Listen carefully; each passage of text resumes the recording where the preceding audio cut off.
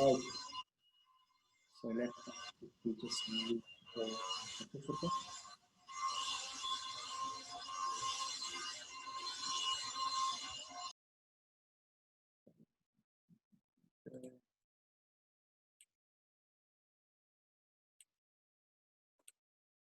All right.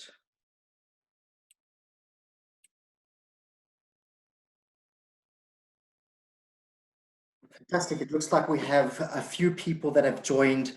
We are sitting currently on about 12 people that have attended. I would just like to ask the administrative team at Mediate Media just to give a thumbs up if they can hear me clearly before I start the day.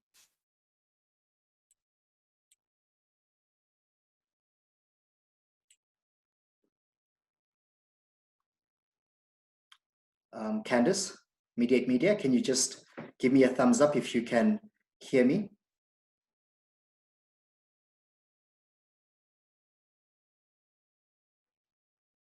All right, I see here that Farid could not hear us. Farid, can you just indicate whether or not you can hear us using the chat box on the side? We will start the proceedings just now.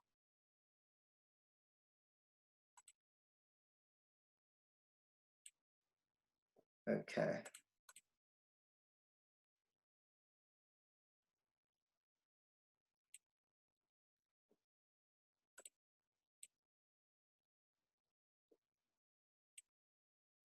Okay. Candice, is my voice clear?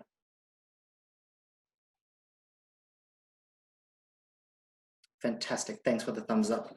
All right, ladies and gentlemen, I think we are ready to start and get the show going, understanding that we are in unprecedented times where we have to adapt to the new norm of conducting such workshops and seminars and webinars, or rather interactions in a digital way. Luckily, we don't have to deal with traffic and deal with having to book into a hotel or having to organize a conference venue. So there are those pros and cons when it comes to such things. So, ladies and gentlemen, we are about to start, and our first presenter has not joined as of yet. I would just want to make sure that he is here. I can hear you clearly. That is Mr. Moses is here. Fantastic. Ladies and gentlemen, we are going to formally start this session. It is being recorded. Would like to welcome all the attendees. We would like to say thank you, ladies and gentlemen, for affording us the opportunity to have your time. And I think it's rather not us having your time, but rather you investing into your business. Understanding that we are all under similar circumstances, similar challenges in the industry, we thought as part of the Mediate Media that it would be best that we host a workshop, or rather a seminar, webinar rather, that will bring in the publishers of independent community newspapers. My name is Christopher Mzinga. Most people pronounce it Msinga, but it takes some time to get a little bit of a click into it. So Christopher Mzinga, I am a business developer for Mediate Media, which is the company that made this day possible. Such initiatives will not pan out or are not possible without the support and the vote of confidence from various stakeholders. We would like to thank the MDDA for affording us the opportunity not only of using their infrastructure, but also for affording us the opportunity of speaking to their grantees and some of its members. We also would like to say thank you to AIP. Before I go to AIP, I think the team at MDDA have been so helpful during the past couple of weeks with the to and fro communication, but everything is efficient. We'd like to thank the CEO, Zugiswa Boyke, for giving us this opportunity. So AIP has also afforded us the opportunity of presenting to their members, and I can see a lot of their members are actually starting to come in as well. And we would like to say thank you to them, and thank you that they see the vision, and that vision is that of imparting knowledge and sharing with each other. There's an African proverb that says that it is best to sell your drum inside the community, because you benefit financially, but also you benefit from hearing the sound. So I think that African proverb is so profound, because what we are doing right here, we are sharing ideas. And those ideas, we're imparting those ideas, we are bridging your gap between service providers and what they have to offer. And it is a small community, but by sharing these ideas, we also benefit from seeing these independent community publishers flourish, because by them flourishing, it means that we safeguard our democracy, which is looked after by journalists and communities and community newspapers. It's our responsibility to ensure that our newspapers are credible and they'll hold those in power to account, but also praise those community heroes and give light to what is happening in communities. Ladies and gentlemen, without further ado, I'd like to start the day off by welcoming you all. The proceedings of the day is that the presenters will be given an opportunity to present. Mr. VIJAY MAHARAJ unfortunately could not make it, but he has given us the video of which he did a presentation on, and all the questions that can be relayed either directly to him or Beverly or to myself. Now, after each presenter speaks, we will give an opportunity for them to answer any questions if any questions do arise. And once the presenters are speaking, they'll be given an opportunity to speak between 15 to 20 minutes. And if they fall short, we will then open up. If there are any questions from the panelists, so we will unmute them, or they can unmute themselves, and then they can ask the questions. We also do have an administrative team at Mediate Media that is going to be handling all questions that are happening on the chat box on your right-hand side of your screen. So feel free to put any questions to the presenters, and if there are any questions that we cannot address immediately, the team here at Mediate Media will be able to connect you with the right presenter to get the relevant answers that you need.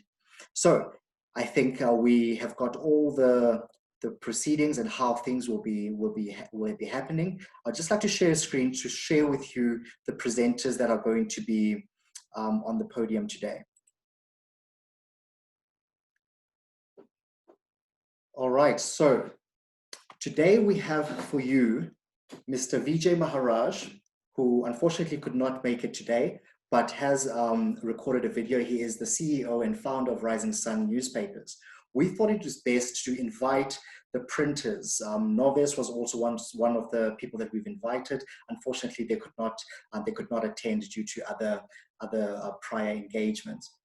VIJAY MAHARAJ will be sharing his story. He'll be sharing his history as how he established his small newspaper of 6,500 and to a mega media empire from KZN to the Eastern Cape and Gauteng. So there are great learnings that we will learn from Mr. VIJAY MAHARAJ, and we were looking forward to hearing what he has to offer. Then we have Mr. Moses Mmutlane, who is the director at KWANZA Communication. He will be sharing with us insights into the industry. KWANZA Communication deals with media buying for community newspapers, and also looks at government communications filtering out to the community newspapers. Then we have JACQUI HASEN, who is a research strategist at Spark Media. JACQUI comes with years and years of data insight that she's gathered. The Spark Media Group has wealth of research that have invested into actually understanding the consumer behavior within communities. So JACQUI will be unpacking for us the type of trends that we are seeing in our industry, but also she'll be giving us a glimpse at certain things that other publishers are doing, and also which platforms are actually being used in South Africa, so that we bring light into how we can steer our publications in the right direction. We also have Lebohang Dikojane, so it's actually spelled Likojane, but it's actually Dikojane, so I was corrected with that one. He is a digital expert and also a founder at Rethink Africa. We thought of inviting an entrepreneur, someone that has maneuvered the COVID-19 period and has maneuvered the lockdown period and the challenges that it posed on businesses. He has a unique story to tell about how to be agile, how to move fast, and also how to apply digital strategies to help your business, but without you imparting too much money or too much capital in towards steering your business in the right direction. And then last but not least, I will be wrapping up the day, but giving practical, high impact, practical execution of these different strategies so that you walk out of this webinar today feeling that you can go and instruct your team. And if you are running a one-man show or one-man newspaper, which most of us have started and have been doing, you can apply those strategies immediately without even having much capital. So Mediate Media is the company that has put this together, and I'm looking after the publishing division and the digital division, and we do business consulting with the publishers to help them with different tricks. And that is why I emphasize the fact that I will be wrapping it up and giving you practical tools and things that you need to consider that you can apply literally the next day after the seminar. That's what it's all about. So ladies and gentlemen, let us then start the day with our first presenter, Mr. Moses from KWANZA Communication. Mr. Moses, when I give you the podium, I just want to have a little bit of a conversation with you, and then I will allow you to do the presentation. May I just let me just turn off my notifications because I can see that some emails are coming in, and there we go. Fantastic. So, Mr. Moses, how are you, sir? I'm great, man. How are you doing? I'm fantastic. Thank you for affording us. Yeah. And we know that it was short notice, but Yes. you've managed to come through and you see the value in these platforms, and also you see the value that the publishers will be having from your talk. So thank you so much, sir, for affording us opportunity. Great. Fantastic. Over to you. You're unmuted. All right. No, thanks. Thanks a lot. This is like a very important webinar or workshop or a mini workshop regarding this, because we are in the times where it's either you adapt or you die. But more so that one has been in the media space for so many years. I started in the media space in the 90s, to be exact, 1991. So I've seen the evolution that has come through prior to 94 and then after 94, and all the projections that were coming up in terms of digital space and what's going to happen, and WW when it came in as well. But I just want to give a brief background in terms of South Africa per se, is that I think maybe some of us don't know that, as an example, that there'll always be advertising budgets. It's a reality. And that marketers will always look for audiences and target markets. And thirdly, marketers will always use the medium that delivers results, credible, accountability, and responsive type of a medium. And then media reforms will always play a critical role in changing media landscape, adding exciting aspects to media platforms, and continuous adaptation by media publishers is very necessary and cannot be ignored. For some of us that don't know much, is that the first newspaper as recorded was first launched in 59 BC. It was called Acta Duna, but it's ACTA DIURANA. It was published in Rome by Julius Caesar. And for South Africa per se, in the 1800s, the first newspaper was done. It was called Cape Town Gazette, an African Advertiser. 1824, first privately owned newspaper, was called SA Commercial Advertiser. 1884, first telegraph was invented. 1851, Reuters was established. And 1880, first photograph appeared in a newspaper. So I just want to see, just to show you that there has always been developments within the media space we are working in, and that the first photograph appeared in a newspaper in 1880. And yet the first newspaper launched by Julius Caesar was 59 BC, BC meaning that before Christ. And then in 1994, in South Africa, then you had the first independent online daily newspaper, which was on the World Wide Web, 1994. And then by 2007, there were about 6,580 ABC audited daily newspapers in the whole world. And they were selling about 395 million copies a day. And by 2007, by 2010, that had decreased by 40%. So you can see that by 2007, we started seeing that the impact for the publishers, the impact for the newspapers, the decline in terms of number or in terms of percentage was much huge. And I remember that around 2008, 1998, 1999, 2000, before the Y2K, is that we in the industry, we never thought that digital will move so fast, because in Africa, it was starting to move very, very slow. But also the challenge that we were facing that time, it was not necessarily for newspapers per se, but there was a threat for radio, that everything is going to move digitally and radio is going to die.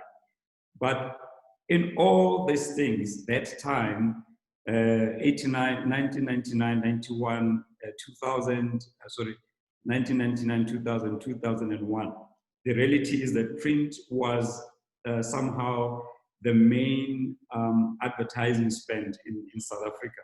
So print was taking most of the time a large share of advertising, followed by television, because television then had less than 60% of penetration within South Africa, and radio, because it was failing in terms of its way of selling itself in advertising, was struggling a little bit. And then you had outdoor, which was also partly there. But in the late 90s, early 2000s, newspapers were primary somehow media for advertisers, and it was competing with television. Now, just to go a little bit further, is that, and this evolution, how has it impacted on other mediums? Just for interest's sake, just for today's presentation, is that most of us think that the first television was launched in South Africa, and that's not true. So you find that there are certain media types that South Africa became second or third or fourth in adopting them, or even in Africa. That you then had Zanzibar in Tanzania, which then launched the first PEOLE system, which is a color television in Africa in 1973. And South Africa only had a color television the 5th of January, 1976. And then you then had a second channel, which was launched in 1981. It was a mixture of Zulu, Xhosa, and Sotho and Tswana. 1984, you had then the Bob television that was launched by Profitability, then the former Homeland. And then you then had also Mnet, which was launched in the 80s as well. And in 1986, the monopoly of SABC fell through, because then you had a subscription-based service, which was Mnet, which was launched. But interesting enough, when the Wild Wild Web was launched in the 90s, 91, 92, 93, we had multi-choice, which was then had tendered out opportunity for South African broadcasters to either partner with them or whatever. Then SABC, Bob Television, and Mnet went for that tender, as an example, or for that pitch. And that pitch was won by Mnet. And then you had multi-choice. And then after MultiChoice, we then started having all the different television stations that we have right now called DST TV. But the point I'm raising here is that when a subscription-based service was launched, SABC did not wake up at that time. And when MultiChoice as well came in, SABC did not wake up at that time. And technology evolved most especially from the television aspect. Radio remained a little bit stagnant for a while, but we have seen a lot of the threat that was coming into the media space was coming through the broadcasting, but mainly television, which then threatened print, threatened radio, and threatened everything else. In a sense that by now we are talking, television is now reaching more than 90% of South Africans, and print has declined extremely very badly. Now, the other interesting thing technologically wise, because we're talking this, is that then you had in 1995 that a PAM SAT 4 was introduced, which was a key band direct broadcast satellite in 1995. This was enabling then the launch of MultiChoice that I've just mentioned. And then you then had, interesting enough, then what we call free-to-air terrestrial television, which also came, and we then had ETV when it got launched. And then ICASA saw at that time they announced the new television broadcasting and licensing about 18 out of those, and 18 licenses were received.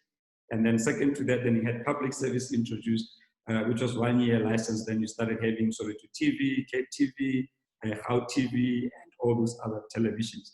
The reason I'm raising this point is that we have seen the threat for print or for publications coming from technology, but we saw it coming straight from the broadcasting perspective.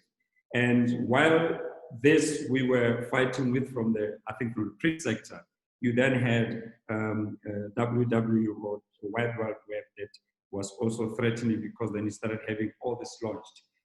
And just to kind of highlight this, is that over 100 years, you only had newspapers, radio, and television, which was dominating, and it was easier for media buyers and for marketers to actually come into the space. But the interesting thing is that when you had a Wild Wide Web with Google changing the information, which was basically recorded and impacting on enclosed archives, that you can go on Google and get the recent information. You can go on Google and get the publicized news. You can go on Google and get videos. You can go on Google and get voice and get all digital written communication. Then you then find that the media revolution, that it changed the way we consume content, it changed the way we share it, and it changed the way we keep it. Prior to this media revolution is that broadcasters or publishers were the ones who were in charge of content. We're deciding on how it must be shared, because newspapers then will publish, we go and buy, and then advertisers will also advertise in that content. But with the new technology then changed everything, that the publishers were no longer in charge of how we share the information. We can share information instantly. Until then, radio was used as a media, what you call in media planning called media recency and immediacy. That radio then was only seen as a media, that if you want to talk to people immediately, you can go to radio and do live reads, or do interviews, or do everything, that people will receive the message immediately on radio. But with the new technology, what we have seen in terms of the new media, which is social media per se, is that we then started seeing that consumers were then in charge of how message gets shared and how quickly message can reach consumers.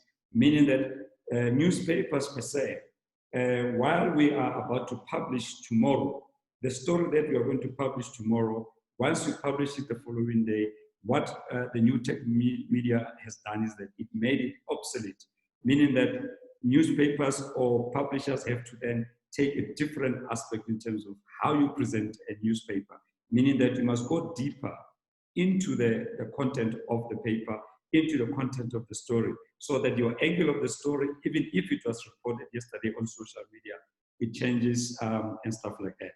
But up to 1994, you could not just launch a newspaper in South Africa. You had to at least have proof that you're going to publish 14 times in a year. But after 1994, media freedom came, and then community radio stations were launched, and also newspapers. So it then limited, the restrictions were kind of relaxed a little bit, and it forced the reforms which were not similar to prior to 1994, meaning that any person on a publishing site could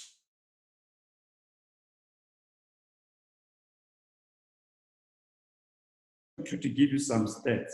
In South Africa, it took 75 years for radio to reach 90%.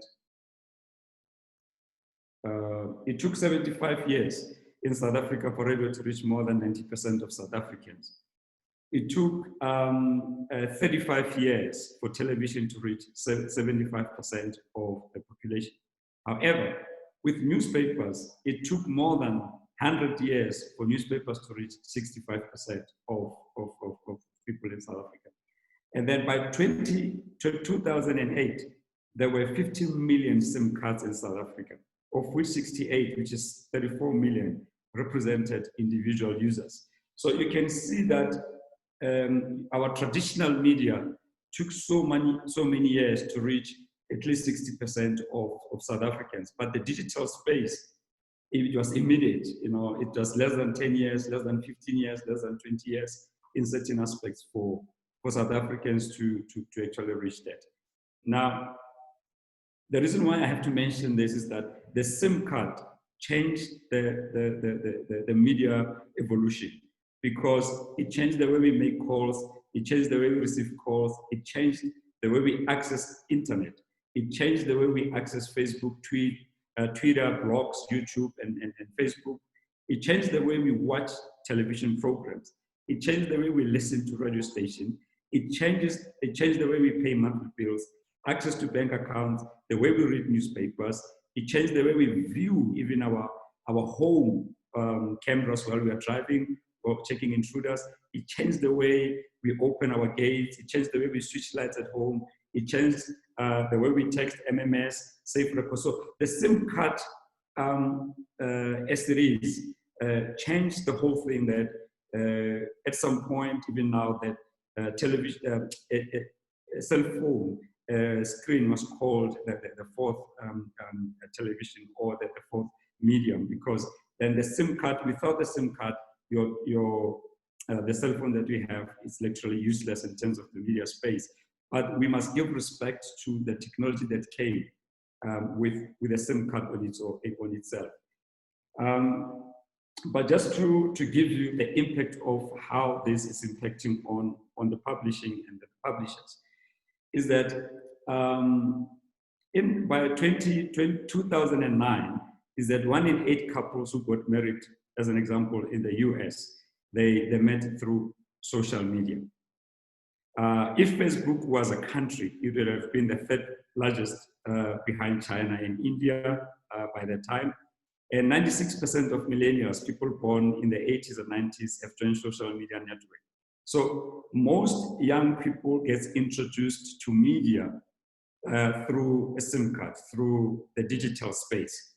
They relate to newspapers as my daddy's or my parents' way of getting to know the news, or getting to receive the news. But with our new millennials, or the new one, the new age group, they then get to see the media, get to experience the media, even from a younger age of 5 or 6 or 8, through social media. So they get to see, so the publishers and everyone else who's in the media space have to understand that the younger people that we have currently, the first medium they get to know, firstly, it's social media, it's television, then somehow followed by radio. But somehow radio is still not playing that big role, because they then receive media through music, through other new forms of that. Now the question is that as the media or as a publisher, or as an advertising industry, or as media buyers, what is happening is that advertisers are saying, publishers, acknowledge and embrace the new technology. People are looking for news, people are looking for content.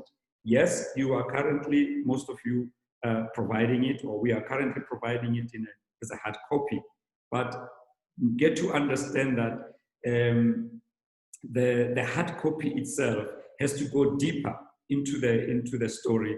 The hard copy itself has to take a different angle into the story, because the story is already reported on social media. So why should I then get your newspaper? Why should I then read your newspaper? Because it's already done that. How am I doing on time?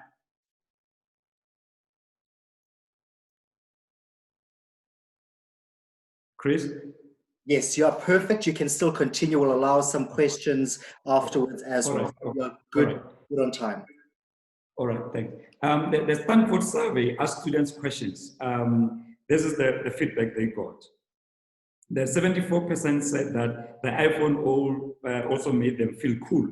So now you've got these new gadgets that, does a newspaper, when I'm carrying a newspaper, does it make me feel cool? You know, we know that back in the days, in the townships and sometimes in rural areas, or even in some urban areas, is that when you carried a newspaper, we used to say you are intelligent. We used to say that you are well-read, you are knowledgeable, and stuff like that. But now the new gadgets, which are carrying the news currently, they've changed that being wise, or being seen to be clever, or being seen to be knowledgeable, or being seen to be up to date, it's no longer carrying a hard copy newspaper, but it is the gadgets that now are being used to transport news to people. They then said Twitter and Facebook, they said that 48% said that check, update Facebook or Twitter after they go to bed. And also the 25-year-old, they said that they spend a lot of time checking Facebook, and Facebook also has got news, has got the latest. They get to know what is going on in any area. More than 80% of the people who are under 25, they check on Facebook in terms of at least once a day. And well, the list goes on. And 55% of people over 25, they also check on Facebook, Twitter, and Instagram, and you may name them. Now, the interesting thing is that we started seeing in the last 5 years that most of the publications are now playing a bigger role in the digital space, whereby the hard copy that you have is also published on their webpage, or also on Twitter and also on Facebook. You can click, and then once you click, you get the full newspaper. But now we are moving into the subscription-based, which is a very uncharted waters of publishers. That yes, the question that comes, and I think one of the speakers will touch on it, is that the number of people who view my page on social media, or the number of click-throughs, can those turn into subscribers? I then turn those people into subscribers. And what type of content will I need to put on my webpage for subscription to go higher? Because now subscription also carries a monthly fee or a yearly fee. So what is it that publishers needs to do to move people from just as a click-through to terms of being a subscribers? And if you are able to turn that, those people who normally just view your stories from your publication into subscribers, then you've got a winning formula. Because then at least from the to advertisers, you are able then to use them as the same people who used to buy the paper. Now they're subscribers in digital space. Firstly, the costs are less for printing, the costs are less for distribution, the costs are less for trying to also prove to client in terms of research, because then your research from digital space becomes easily available and clients can also access that. And just to give you just the last aspect on this is that in just the latest ones is that when in Egypt, as an example, when national television bulletins were reading calm has been restored in Cairo, Facebook, Twitter, and YouTube gave a real situation on the ground. So television was still being managed from the news perspective, that you cannot incite violence, you cannot incite people to go out and go on the streets. But what then happened with Facebook, Twitter, and YouTube is that people with their cell phones became a media content deliverers, because then through that, while we were still managing it from a television perspective, still managing it from a print publishing perspective, people on the ground were given real stories. And people on the ground were then telling people exactly what is going on.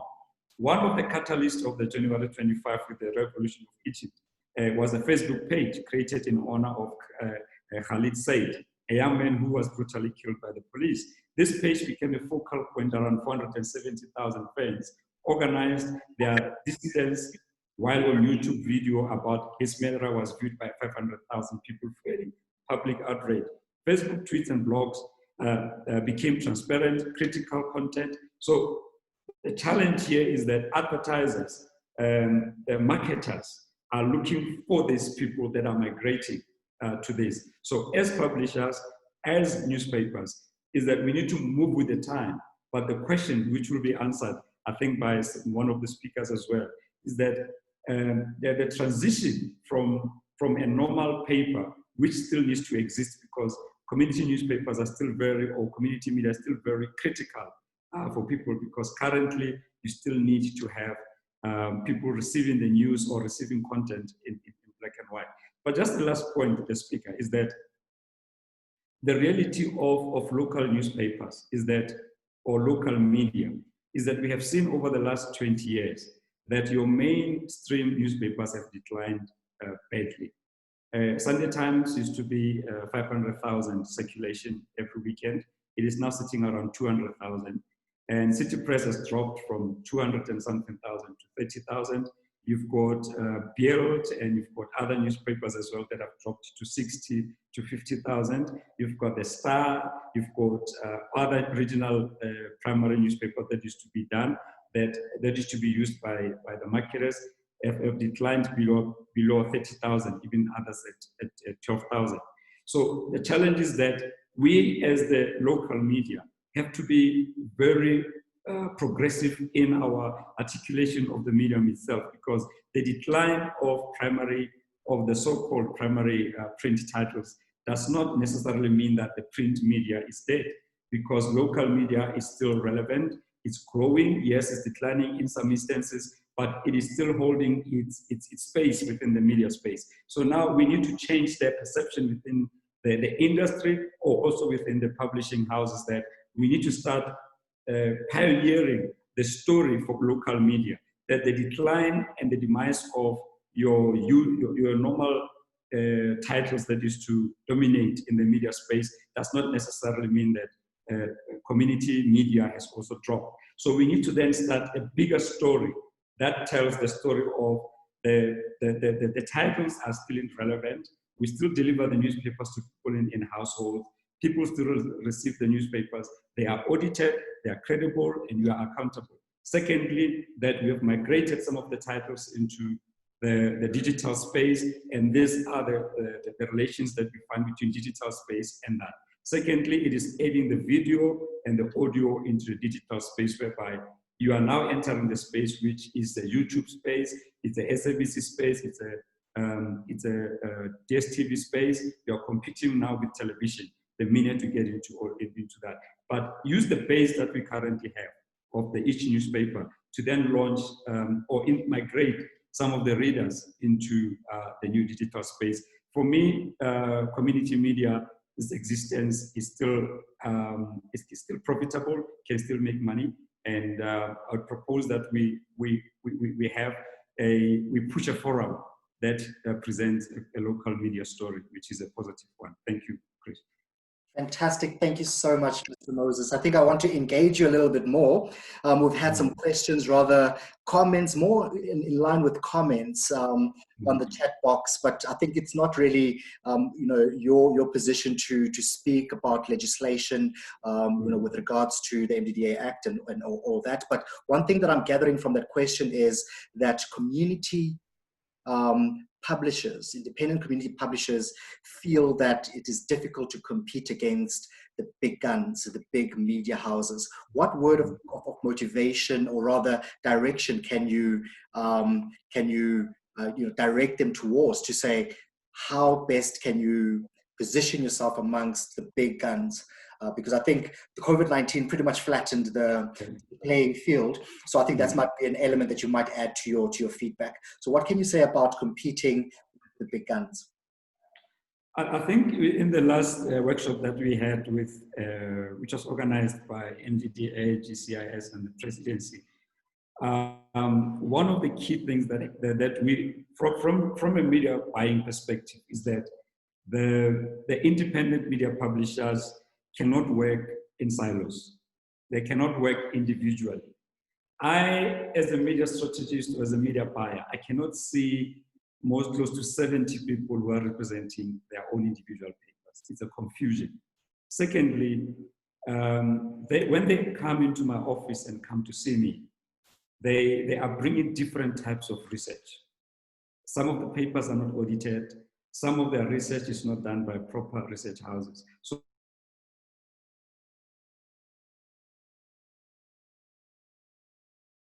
the local media, the radio ones, they do have what we call NCRF, but the local independent publishers don't have a council.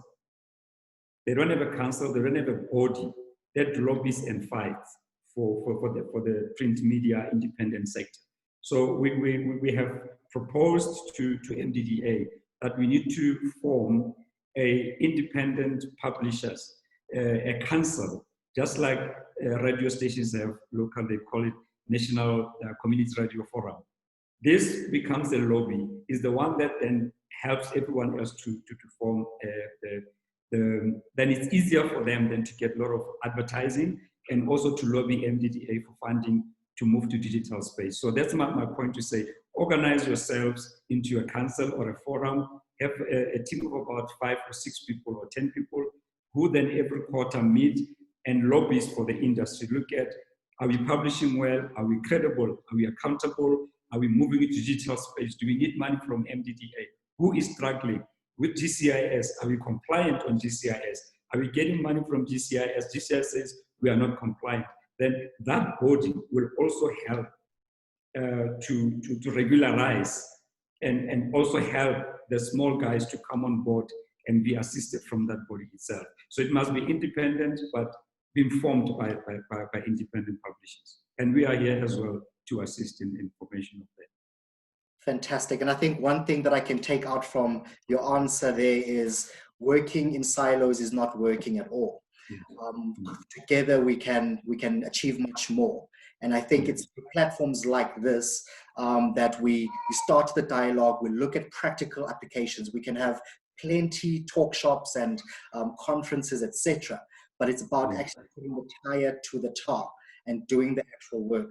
So we have engaged with the various publishers we have attended today. We made sure that they RSVP to attend this, to show their intent and to show that they're actually empowering their community newspaper. So thank you so much, Mr. Moses, for your insight. You've taken us down memory lane, and I would say it's not really memory lane on my behalf because I'm a millennial with ink in my veins, because I spent over 12 years in the community media space in physical newspapers.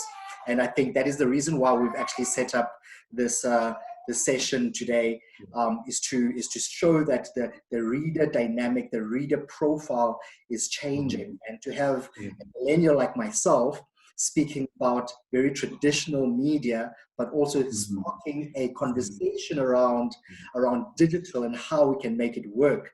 And it's all because we want to make sure we safeguard journalism in our country so that we can safeguard the democracy and make sure that the people are informed, educated, and motivated within our communities. Mr. Moses, thank you for your time, sir. We know you have a busy schedule. You are welcome to stay for the rest of the session, but if you have questions, you can also help us answer some questions that might arise.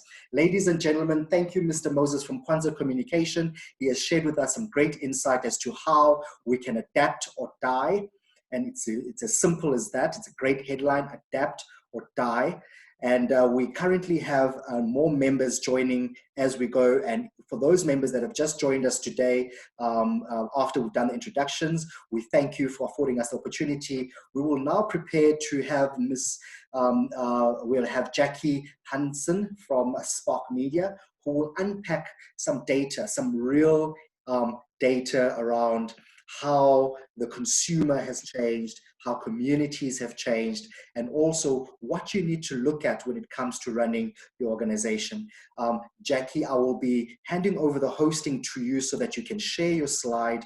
So if you can just give me a while while I talk, I can only do it on my side because I am the host. So you gotta love technology. And JACQUI, you are unmuted. So if you don't mind just switching on your video, then I'm making you host. Fantastic. Kindly share the hosting back to me after you've finished, but also avail yourself for some more questions and answers. Thank you, JACQUI from Spark Media Research Strategist. Thank you so much, JACQUI.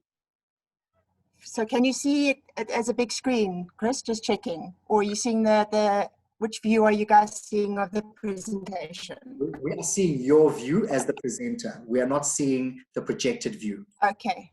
So let me get the new one then. There we go. That's better. Okay. Yes. I think you're now seeing the projected view. Good afternoon, everybody. Thank you for the time that you've set aside for us to just chat through some things. And Moses alluded to some very, very pertinent points, which I will reiterate in terms of the presentation going forward. But today, my part and what I'm going to be sharing is just local papers in an increasingly digital world. Do we have space for them? Where are we going? And what are the challenges that publishers face in this regard? So in respect of, in respect of today, I'm going to just touch on some digital trends from our root survey, just to give you some facts and figures of what's happening in the digital space.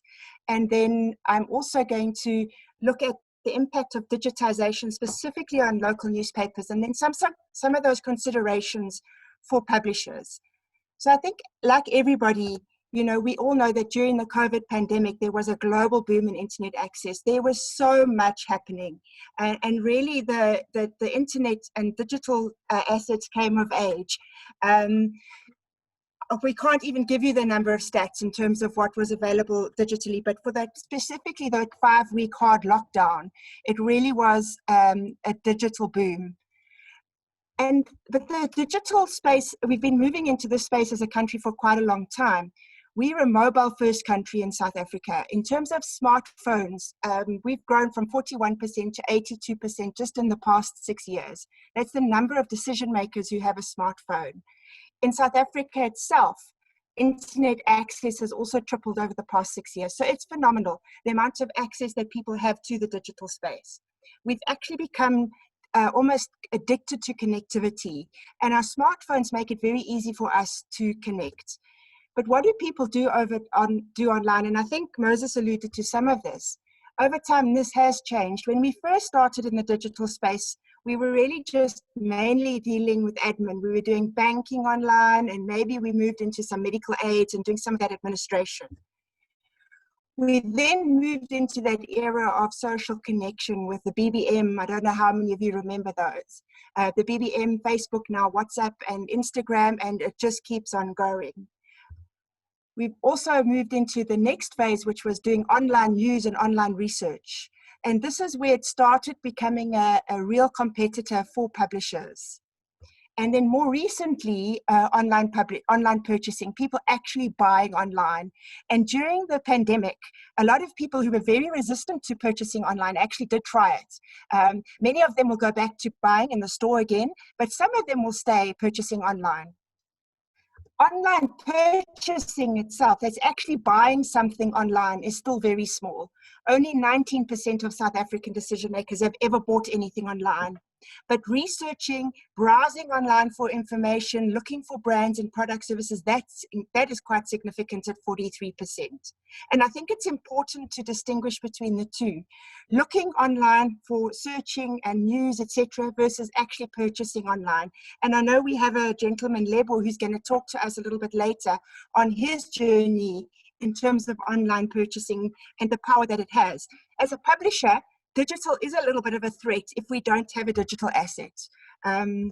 In terms of actual e-commerce in South Africa, it only makes up 1.4% of retail sales. So it's still in its infancy. Even in America, where there's been buying online for years, they don't have the same issues as we do in terms of distribution. It counts for less than 10% of total retail sales. And I think that's very important to understand, because the digital space is not the cash cow that everybody thought it would be.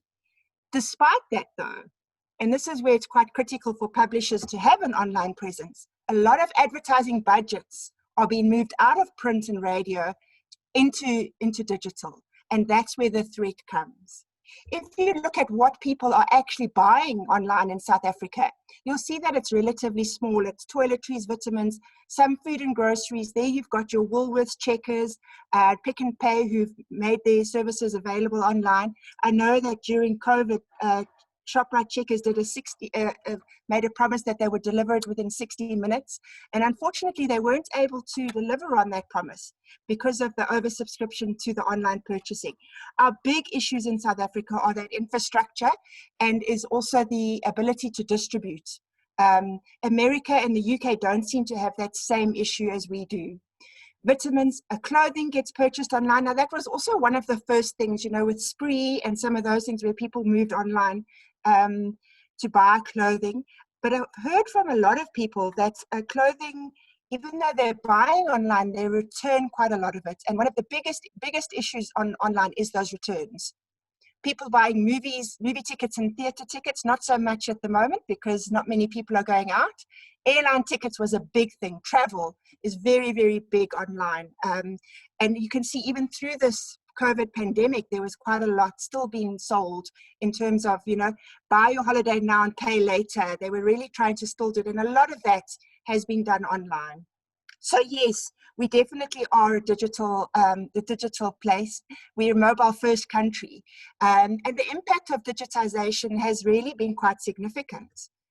But what has it done for local newspapers? And here I must just point out that yes, Moses was very right in his astute sort of summing up of the situation in terms of we as local newspaper publishers, advertisers, marketers need to pioneer the story of local news because we have a perception problem. And the perception problem is that print is dying. You know, media world is changing and nowhere is this more evident than in print. Just over the last few months, we've had associated magazines and publishers who've closed their doors. Our own Caxton magazine decision to close the magazine division. We've had Daily Sun, who's gone digital only in 5 provinces. So only 4 provinces are they actually selling a physical copy. We then later on in July heard from Media 24 that they did a massive shake-up where they're going to be retrenching almost 500 staff in a massive shift to the online space and to digital. So there's huge changes that are really coming through the marketing and media space at the moment. In terms of local papers though, the more things change, the more they seem to stay the same. And this is a very good news story for us as local publishers. Local papers have been bucking the circulation trend for over 2 decades. If you look at that little red bubble, in 2000, there was 2.7 million copies that were distributed. That's of local newspapers, and this is audited circulation only. So it's audited sales and then audited distribution. It's not print orders. By 2010, it had grown to 5.6 million. In Q1 of this year, it was 5.8 million copies of local newspapers. Now, this excludes those that aren't audited. There has been a drop-off. We do know that there's been some shake-up in some of the publishers, and we're waiting for Q3 just to get an idea of what's happening there. In terms of daily and weekly newspapers, that's that little grey bubble. They were sitting at 3 million copies in 2000. They jumped up to 3.8 million in 2010. And that jump and that rise was specifically driven by papers like Isolizwe, sorry my pronunciation, and Daily Sun.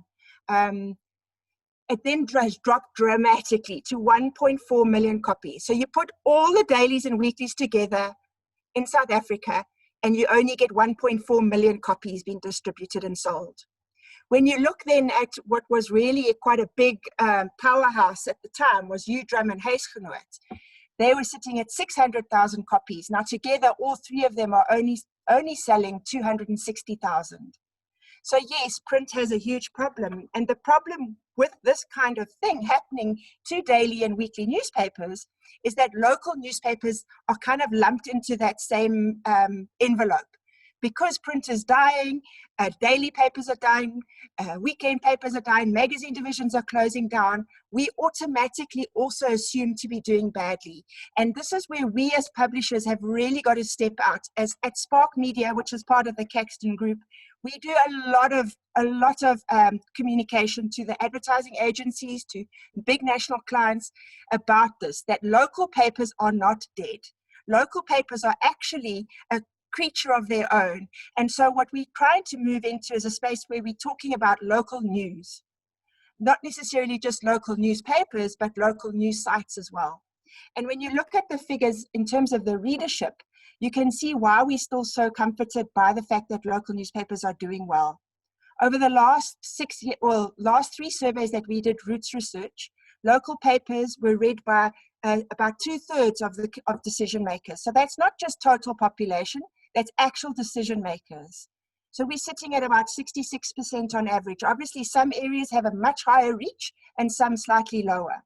But when you look at dailies and weekly newspapers or weekend papers and weekly magazines, their readerships are declining. Only 18% of all South African decision makers read any daily paper. That's 3 times less than a local newspaper. And it's the same everywhere in every single province. I've just pulled the 3 big provinces out that we've got big enough samples to show. You can see in Gauteng, KZN, and the Western Cape that local papers are still providing very good reach. Just to bear in mind here, what we at Spark Media do is we don't just sell our own publications. We actually sell local newspapers as a whole. And so even though in the Western Cape we only have a small number of papers serving the George and Garden Route area, we still sell papers in areas where we don't have newspapers. It's important that we as local newspaper publishers get this story across to the advertisers. And it's across all LSM segments as well. Here looking at our LSM 6 and 7, we're sitting at 61% readership. LSM 8 to 10, we're sitting at 70%. And I think as a publisher, when you look at the moves, and Moses was right, he's saying we do have to get with the times, because if we don't, we've got to adapt or die. And I kind of put it as you damned if you do and you damned if you don't. You know, as publishers, we need to extend our publications online, but it's a catch-22. You know, we all need an online presence. All businesses need an online presence. And if we as publishers don't have an online presence, someone else will do that for us.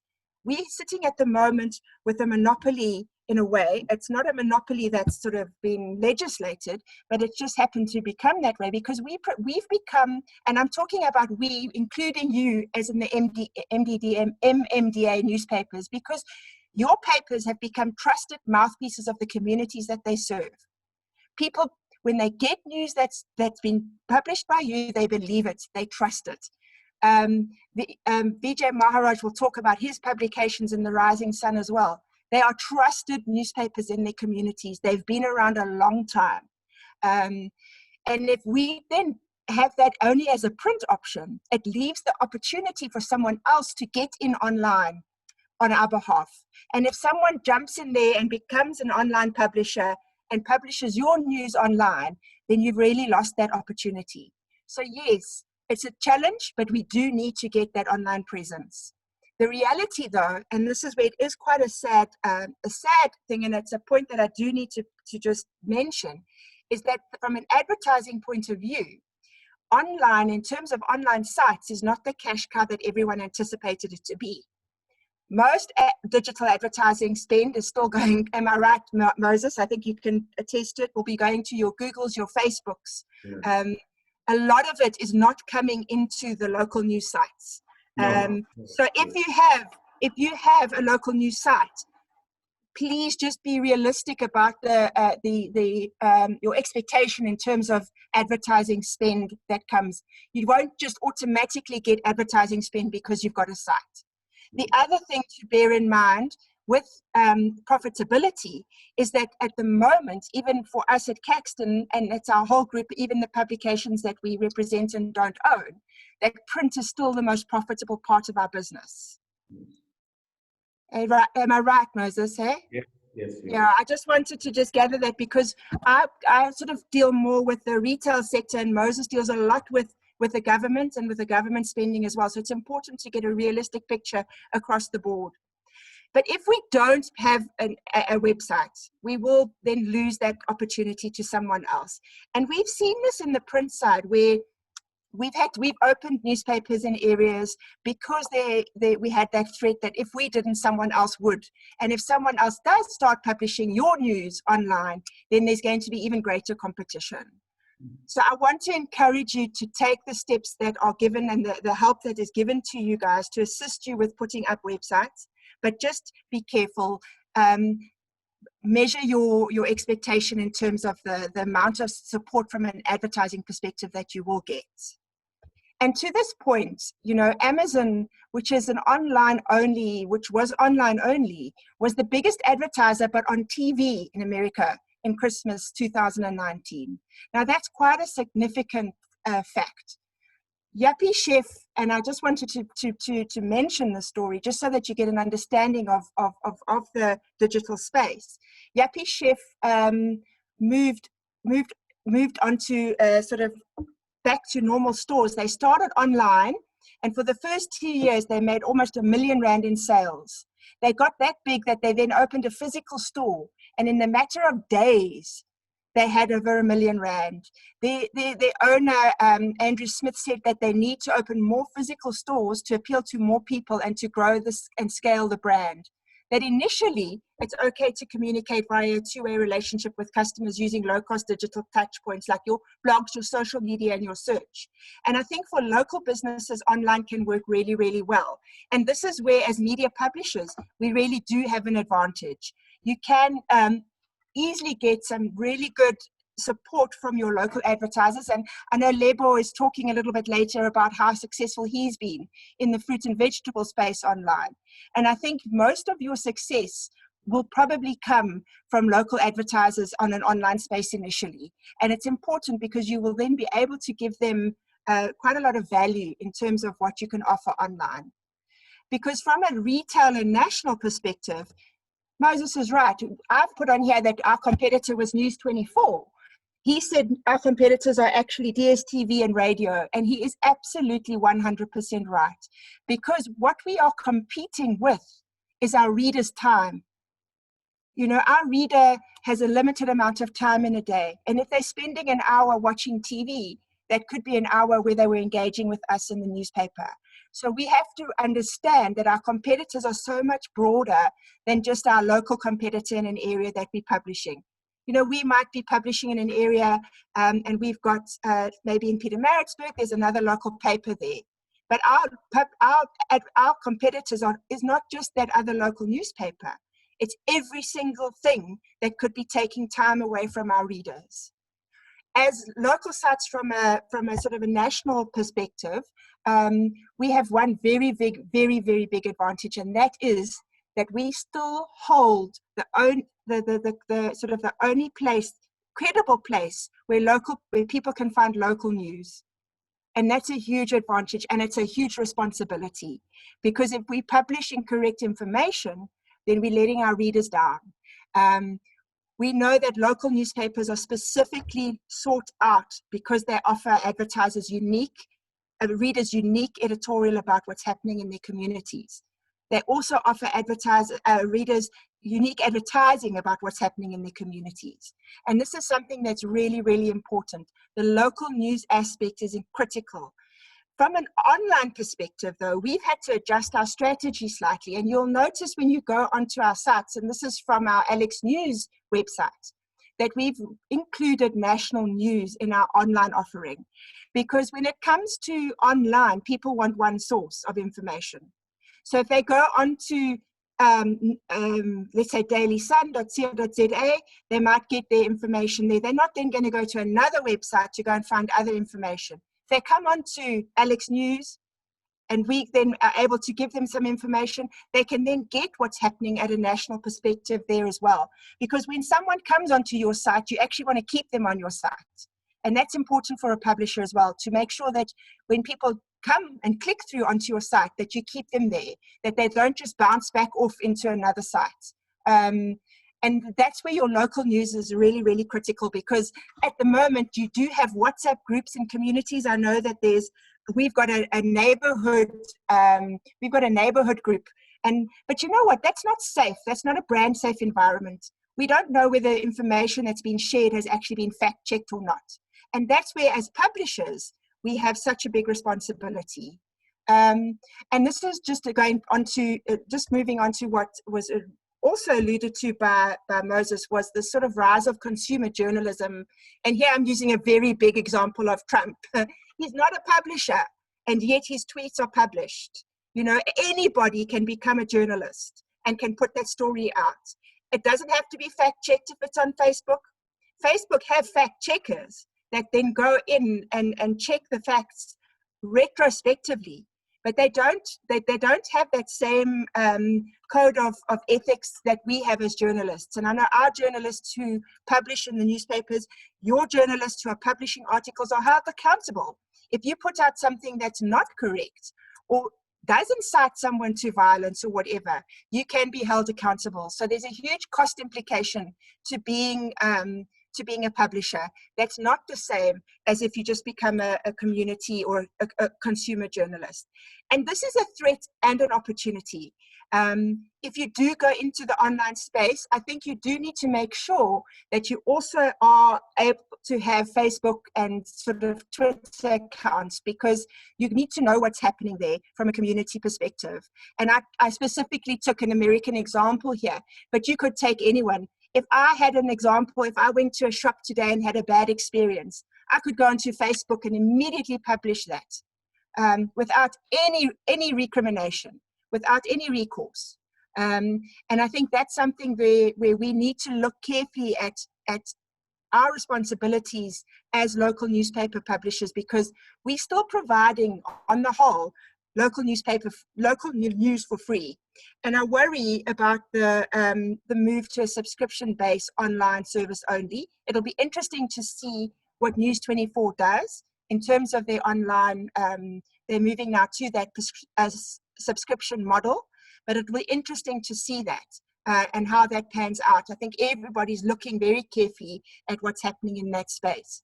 As a local newspaper, we're still able to, and we still aim to provide this news for free, but it's curated, it's fact-checked, and it's accurate. And I think that's something that is very important for all of us as journalists. And it's that, even as Chris said right in the beginning, our press is the cornerstone of our democracy. Our freedom of press is the cornerstone of our democracy. And it's important that we really do take that responsibility seriously. And I think VIJAY later on will be talking specifically about how you do that in a real world example. So I think that's everything that I have to say, Chris.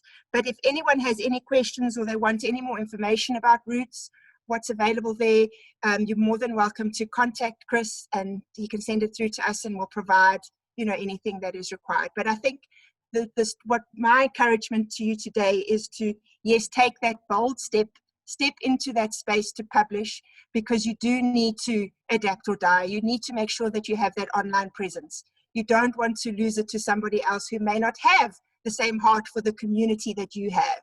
You have a heart for the communities that you've been publishing in. You've lived in them, you live there, you really are entrenched in those communities. And so it would be sad if somebody else sort of stepped in and maybe didn't have that same heart for the community that you did. So Chris, I'll just hand back over to you Fantastic. While you're doing that, Jackie, I think we are all in awe with the amount of information that you've shared with us, and I'd like to just pedal back a little bit and ask you some more questions relating to the acronyms that you used, so that we can all learn. We can all learn, and also understand the data that you've shared with us a little bit more. Okay. And also, the presentation will be made available on request. You can email digital@med8media.co.za, and we'll be able to share the presentations with you. So the first big bomb or big question that I want to just ask is, what is LSM, Living Standard? Okay, sure. Yeah, it's living standard measure. So what they do is they just use that as another way of indicating somebody's wealth. So instead of just looking at income, they look at what people have in the home. So at the moment, you've got LSMs, and now they've moved to a new thing called SEMs, which is your socio-economic module. And that then is even a sort of a better way of looking at and distinguishing between different income groups or lifestyle groups. So the new model has got things like whether you're close to a police station, running water, etc., etc. It's just a way of looking at the markets to determine, and it's what advertising agencies often look at. They will say, I want to reach LSM 8 to 10, or I want to reach LSM 7 and 8. So it's just a living standards measure, an indication of what you've got in the home. Okay, fantastic. So just to sum it up, so you would say that, let's say LSM 3 to 5 would be very low income household, necessarily not having a car, perhaps, maybe have a fridge or a television. So very low income. And then perhaps from LSM 5 to 7, you're looking more middle class, renting, perhaps one car, might have a medical aid. So can you just unpack it that way? And also, okay. So yeah, what I can do is I can provide you with all, but what they look at is things like you have in the home. So it's access to services. So you'll find that your LSM, I'll do the extremes. Your LSM 10 are people who maybe have 6 or 7 rooms in their home. It's maybe your Dane Fern person, or living in a very, very wealthy community. They've got access to private schools. They've got access to police stations, post offices. They've probably got 2 or 3 smartphones and some cars, etc. And then your LSM1 is your very, very, they're almost living literally hand to mouth. So it's probably your very rural person who doesn't have a job, who's maybe literally living from month to month. So your LSM, your middle class LSMs are your really LSM 6 and above, 6 to 7 and 8. So people who have, who have got income and have got the ability to go and acquire things. So you might find that someone in an LSM 7 or 6 group is somebody who's just moved out of home, for instance. So their parents may be LSM 10. They've now moved out of home. They don't have all of those things in their home anymore. So they need to start acquiring those things. So it's just a way of looking at the economy in terms of what people, who is a good person to reach as a marketer. So you find that for appliances and furniture, LSM 7 and 8 is very, very good. You don't want to advertise to LSM 10 people because they've already got their furniture. You want to advertise to an LSM 6 or 7 who've actually not necessarily bought furniture yet, or a car. So that's kind of how you work with LSMs. So it was just an indication to say that across the board, from rich to poor, people are reading their local newspapers. And there is one proviso there that I do need to say, and that is that in the very rural areas, local newspapers are not widely available in some of those communities, and that's where radio comes in quite high, and TV. Okay, fantastic. And I think it's very good that you've helped us, and also to understand the type of language agencies are dealing with when dealing with clients at spend. Because I think as publishers, we have the nose for news. We are entrenched within the community, and that is what also I'd just like to echo Moses's message about mobilizing the community's newspaper publishers to be able to present themselves to these agencies. And it comes with, knowing these type of things and as to what it is, what type of language, what type of words are needed to acquire that advertising spend, especially from national advertisers and retail advertisers. Jackie, Yeah. another question is purchase decision makers, or rather, purchase decision makers. Okay. That's another one that you mentioned. So what we just a point on the previous point, at Spark Media, we don't just sell our own papers. We try and position local news as a whole, and so you will automatically, if there's an area where we don't have a paper, we will put on an opposition paper. We don't go in and sell only Caxton local newspapers. We sell local newspapers as a whole, and I think that's very, very important that we stand up as a category and say that local news is important. Then from the purchase decision maker, just to let you know what we do there is when we do our research, we don't just go to anybody over the age of 16, which is what AMPS and some of the other research companies and surveys do. We look specifically at the person who makes the decisions in the home, because a lot of the decision making is where you want to aim your advertising. My son, yes, he'd love a Lamborghini. There's no ways we're going to get a Lamborghini. So it's no point Lamborghini advertising to me. But it's important to understand what the decision makers, and that's where most of our business comes from a retail perspective. And so that's where we focus a lot of our research on those decision makers. So yes, to a large extent, some of the younger population, we might be missing out on their sort of behavior in terms of those young people that maybe aren't purchase decision makers. So in South Africa, you will find a 16-year-old could be ahead of a home and be making the decisions for his household because his parents may not be alive, and that's a reality. But generally speaking, it's people who own their own home or have moved out of home or make decisions about what the household is going to get.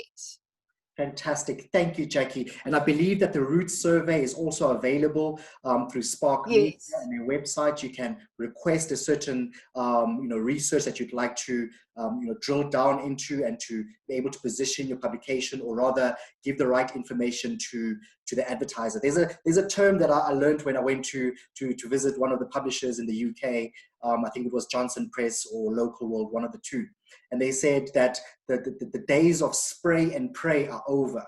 You can't just spray and pray that it reaches people. Advertising needs to be targeted. It needs to be specific. It needs to be, analytical, because they are looking for, advertisers or businesses are looking for a return on investment. So I think it's important that we use the resources that are available to us, and that is the research.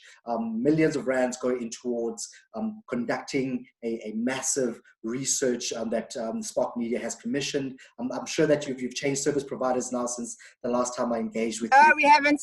They've changed their names, but we're still with the same service provider. So it was TNS Kantar. So they still do this. They're still the same service provider. They've just merged and changed over time. Yeah.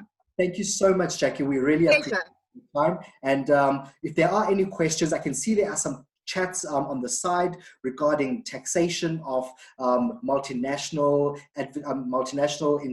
internet service providers, or rather tools like Google and Facebook. So I think we'll do some more research in terms of finding out if any of those big companies. I don't think we have the insight as to answer that question now.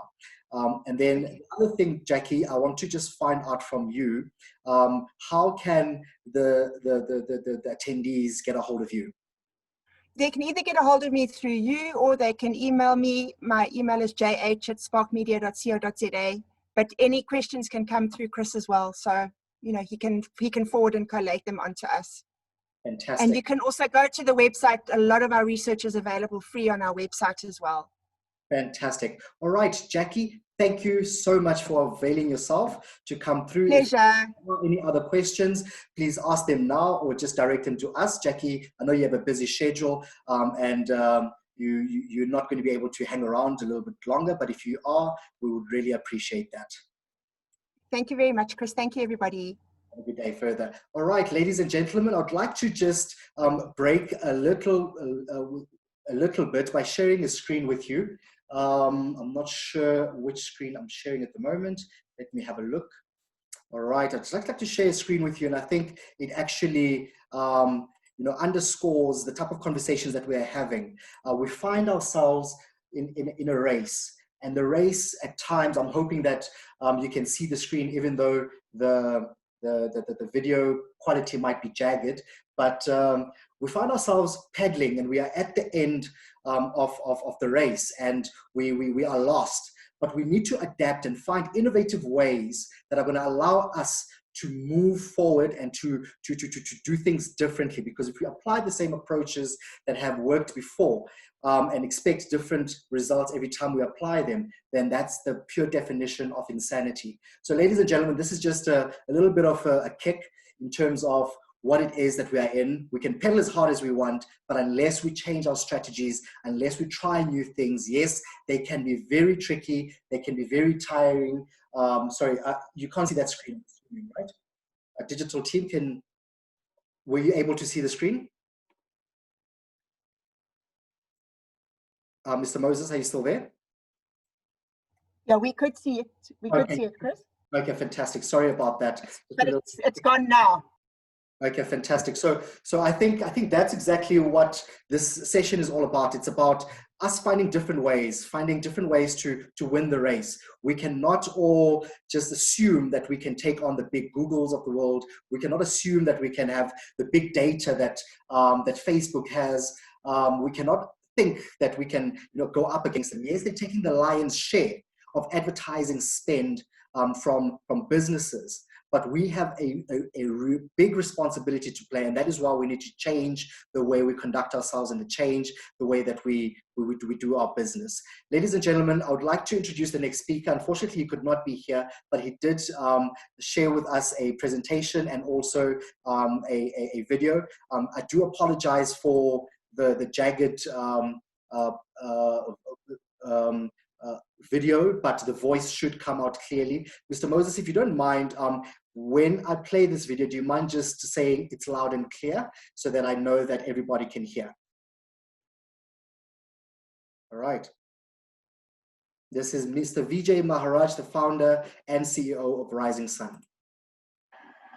Welcome to all the publishers of MDDA and AIP. To Chris Masinga from Med8 Media, MDDA and AIP, I thank you for giving me this opportunity to speak to you and share a little bit about both publishing and printing. CEO and founder of the Rising Sun community newspapers, I am VIJAY Maharaj. Born in Mmutlane on the south coast of KZN, I started off with a small publication with just 6,500 copies monthly. Today, we publish 9 titles weekly with a print order of over 1 million copies per month delivered door to door. Our week. Installing. Apologies for that. I will continue playing. Weekly readership is in excess of 1.2 million readers. What is the idea of me telling you all these stats? What's the point? Do not underestimate your small beginnings. Just as a tree grows from a little seed, if you look at a fruit tree or any kind of a plant that you're able to clip the leaves or clip the fruits, you'll be able to be nourished from the tree time and time again. It just keeps growing and you're able to receive nutrients of this. In the same way, you're able to do this through your community newspaper. You too can grow your community newspaper. The seed needs water and sunshine. Likewise, your paper needs effort in order to be successful. Let your knowledge, experience, expertise be the root and anchor of your community newspaper. The opportunities are endless. Remember, what you sow so shall you reap. So in order to reap the benefits, you need to sow hard work, effort, and of course, you've got to be committed. You've got to love what you do. And hence, I was able to grow my brand the way I did. You've got to be absolutely committed to your product, and most certainly, you most certainly grow your brand. There's so much debate going on around many digital platforms available today. But remember, some key points to bear in mind. Community newspapers is the voice of the community and is not some far-fetched imagination of what things ought to be. Community newspapers are close to home as it carries news about local people, service delivery, sales, local news, school news, upcoming events in our community, crime, and again, we can hold our councillors accountable for all that happens in our community. And of course, members of the community accountable, because the paper is a good reference where people are forced to be accountable.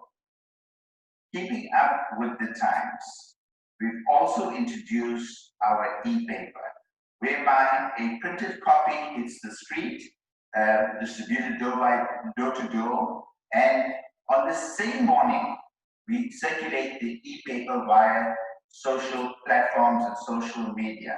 So what we do is that we are able to share that with one person who in turn will share it on and on.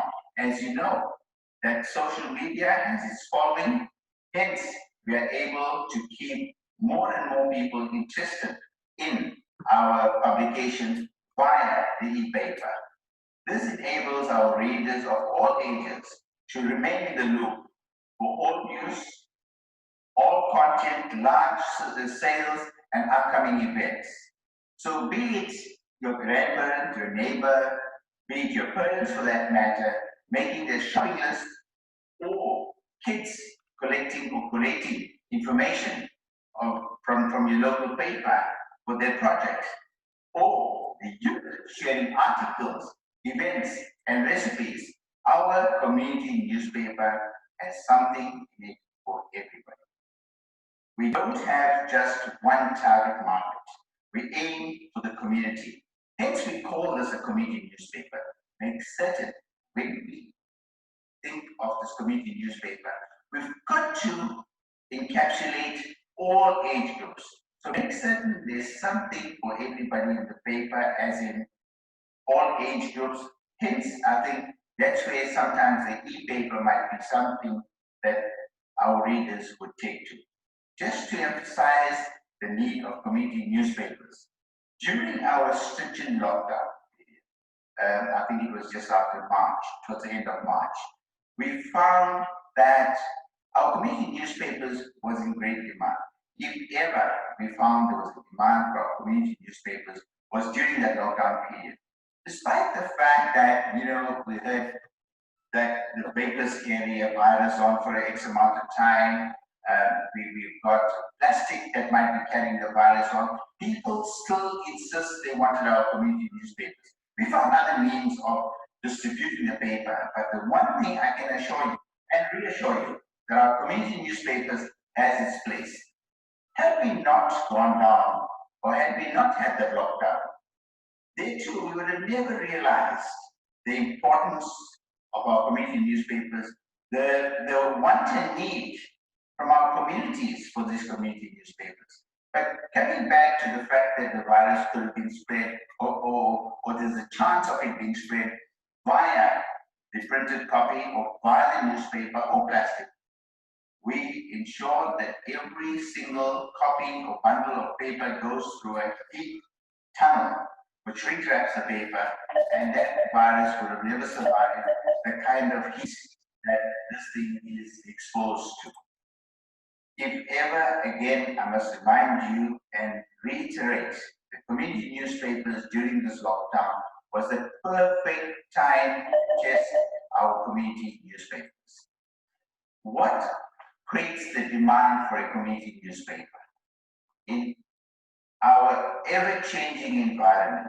People want something dependable, something that they can relate to, knowing that they can get this community newspaper, be it monthly, be it fortnightly, be it weekly, and create this anticipation for the paper and wait to see the content of what's going to be in our local community newspaper.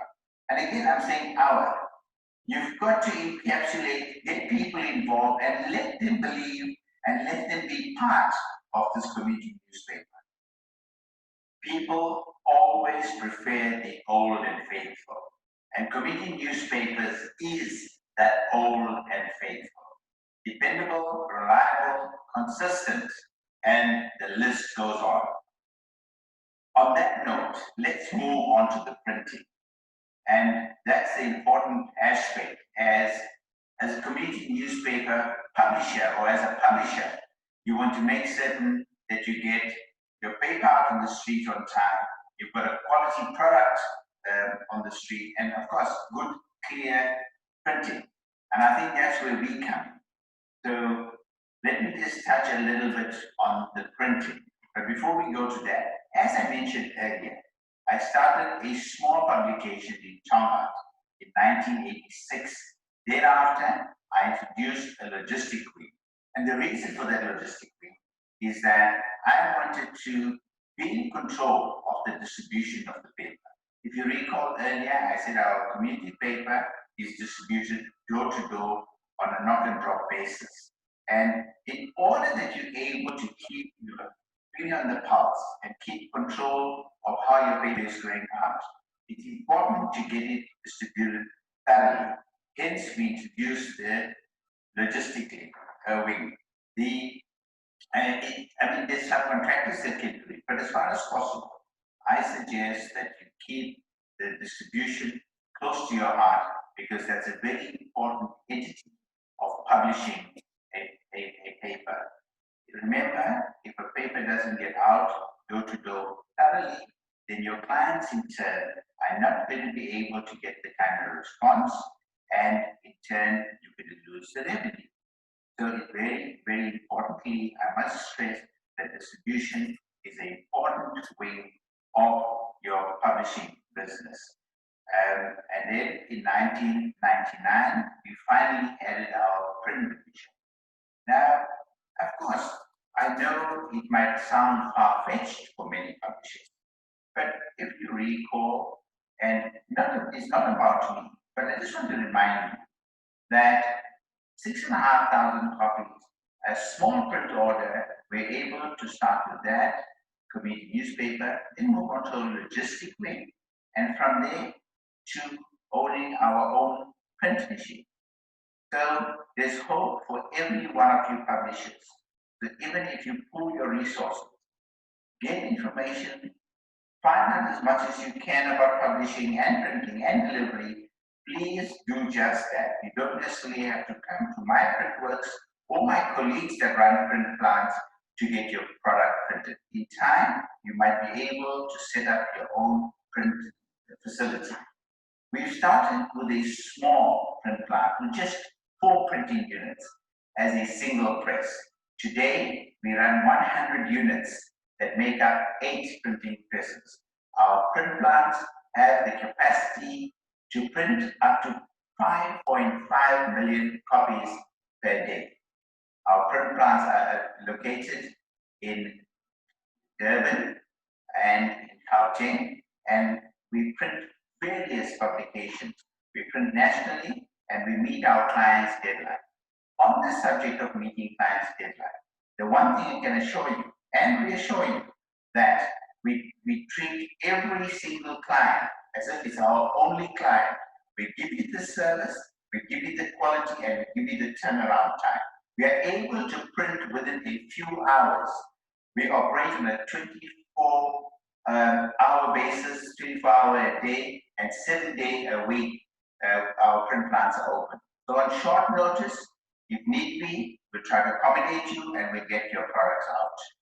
We were the first printer in South Africa on cold set web printing to use processless plates.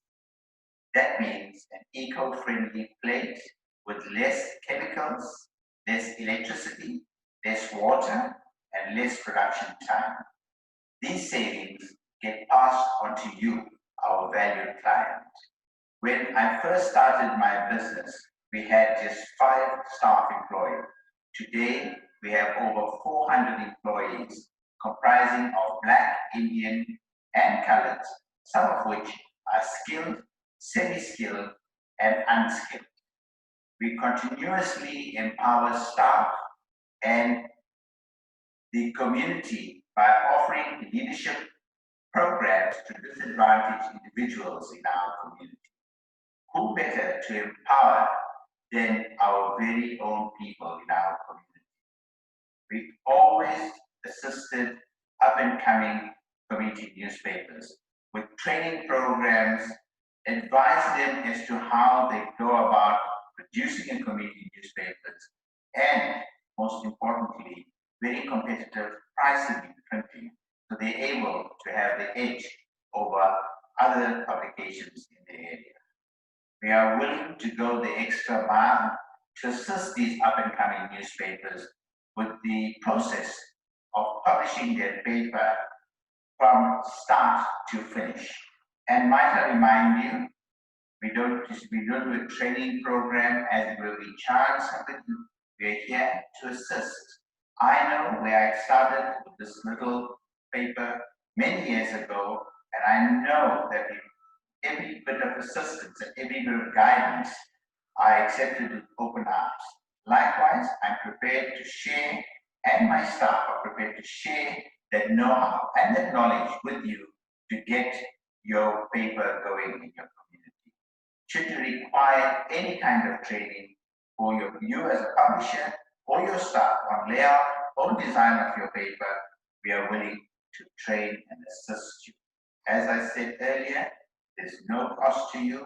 We'll assist you where we can. There can be a lot of teething issues with new papers and up-and-coming papers, and we're going to try to make certain that during this phase, you will have a smooth sailing product.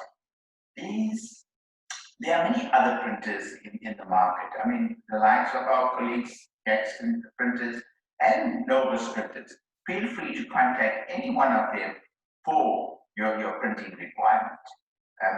A very important thing to consider, there is a lot of subsidies available for new community newspapers. I think AIP and MBDA are avenues where you can pursue, and I'm most certain there's other avenues that you're able to pursue to get some kind of subsidy. So if you can, please take advantage of those subsidies. I also want to emphasize, often these up-and-coming papers where you receive a subsidy, you run the paper for as long as the subsidy is available, and then the wheels seem to fall off on your publication. And the problem we have with that, and I've noticed that over many publications, many publishers where they rely totally on funding for the paper, and once the funding comes to an end, they're unable to go on their own.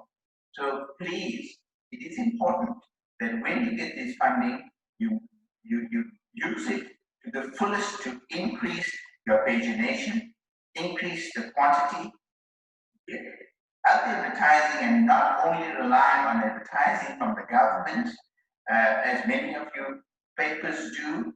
Get your smaller stores in your area, in your community to support your publication, so you are able to continue with the publication once such funding comes to an end. I never received any funding when I started a publication, but I kept on going slowly but surely. As I've received revenue, I tried to increase the paper, increase the pagination. In that way, if we increase pagination, increase the quantity of the paper, you're sending out more paper to your customer. In turn, your advertisers will reap the benefit, and in turn, you will then get more and more advertising to keep your paper afloat.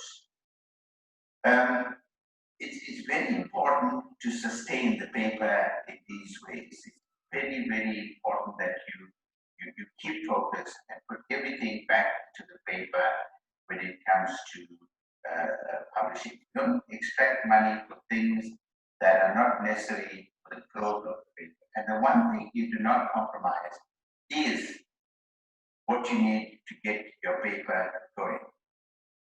If a simple man like me can accomplish all of this, who's to say what you can achieve?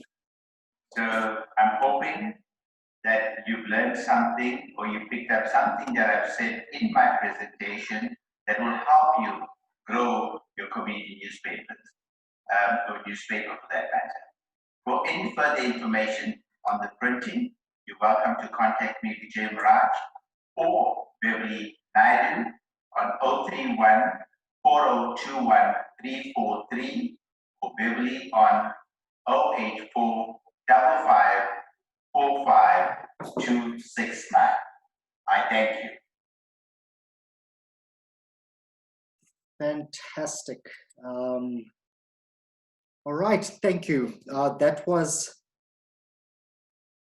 all right, thank you. That was Mr. VIJAY MAHARAJ, who has shared his journey, has shared how he has started from humble beginnings and how he has persevered throughout the time to also establishing his massive empire. One key takeout I can hear from him is that not only is he focusing on the newspaper and advertising, but he has also secured the means of making it possible from the distribution channel and also from the printing channel. I attended one of the MDDA conferences, I think about 2 or a month ago, and one of the breakaway sessions that we had, there was a point that was made that somehow, somewhere, there needs to be an opportunity or a drive that allows the community papers to be able to print for themselves without relying on publishers or printers that are very far away. So I think that is one of the conversations that also led to mobilizing the community media space to also being able to have the means to print their newspapers. There's a lot that we can take out of Mr. VIJAY MAHARAJ's talk, and also the energy that we can feel and the openness to assisting and to helping community publishers, because we are all in the same boat, and that boat and that boat is that of securing community media in our communities, in our country. There's information that is available that has made us see that there are what we call news deserts in America, where there's closures of newspapers. We are at a stage in South Africa right now where, yes, the infrastructure to access the internet is not really up to par with the first world countries, so which means that it gives us some time to prepare ourselves and to gear ourselves up for the future. Ladies and gentlemen, Mr. VIJAY MAHARAJ has shared, and his contact details are available through us and also are available through their website as well. We want to thank them. They have also afforded us an opportunity to give a prize that we will be announcing and also be presenting to you, particularly the MDDA grantees and also the AIP members. The prize is a once-off 5,000 print run, free print run, 5,000 print run of A3 newspaper, and it must be, I think it's an 8-pager newspaper. So they've given us an opportunity to give that as a prize today. And how you can enter to win that prize, you can fill out the feedback form that will be sent to you on your email. You can fill out the feedback form, and the feedback form really allows us to see what other needs are there in our industry, and perhaps what other resources that you might need from such platforms, from such initiatives. And we will do a random electronic draw for the winner, and we will announce the winner to all the applicants that have filled out the feedback form. The feedback form will come through the email address digital@mediatemedia.co.za. Now, ladies and gentlemen, without further ado, I would like to announce that we are now at the 1 hour 2-hour mark, I think, of this conference. We have 2 more speakers, and I can see that Mr. Ace, if he is here, if he can unmute himself, and also Mr. Lebo, if he is here, if he could kindly unmute himself, we would appreciate that. Before they come on board, unfortunately, we don't have the luxury of having tea break. So I'm sure that you're having your tea break currently at home or in your office. So feel free to, take a stretch. But I think I will jump in immediately because the other speakers have not attended as of yet. So let us reshuffle the presentation slightly by moving over to my talk. And my talk really was aimed to sum everything up of what the speakers have said, and also to gear you up with actionable steps that you need to take as publishers to implement without having to be strategic or think too hard about it. The thinking has already been done for you, but we would like to give you some insight, some information on how you can apply actionable steps to making sure that you not only are running a 360-degree business of news that includes digital and print, but also you are future-proofing your organization, and also keeping at bay, or rather keeping your fingers on the pulse when it comes to the profile of your reader.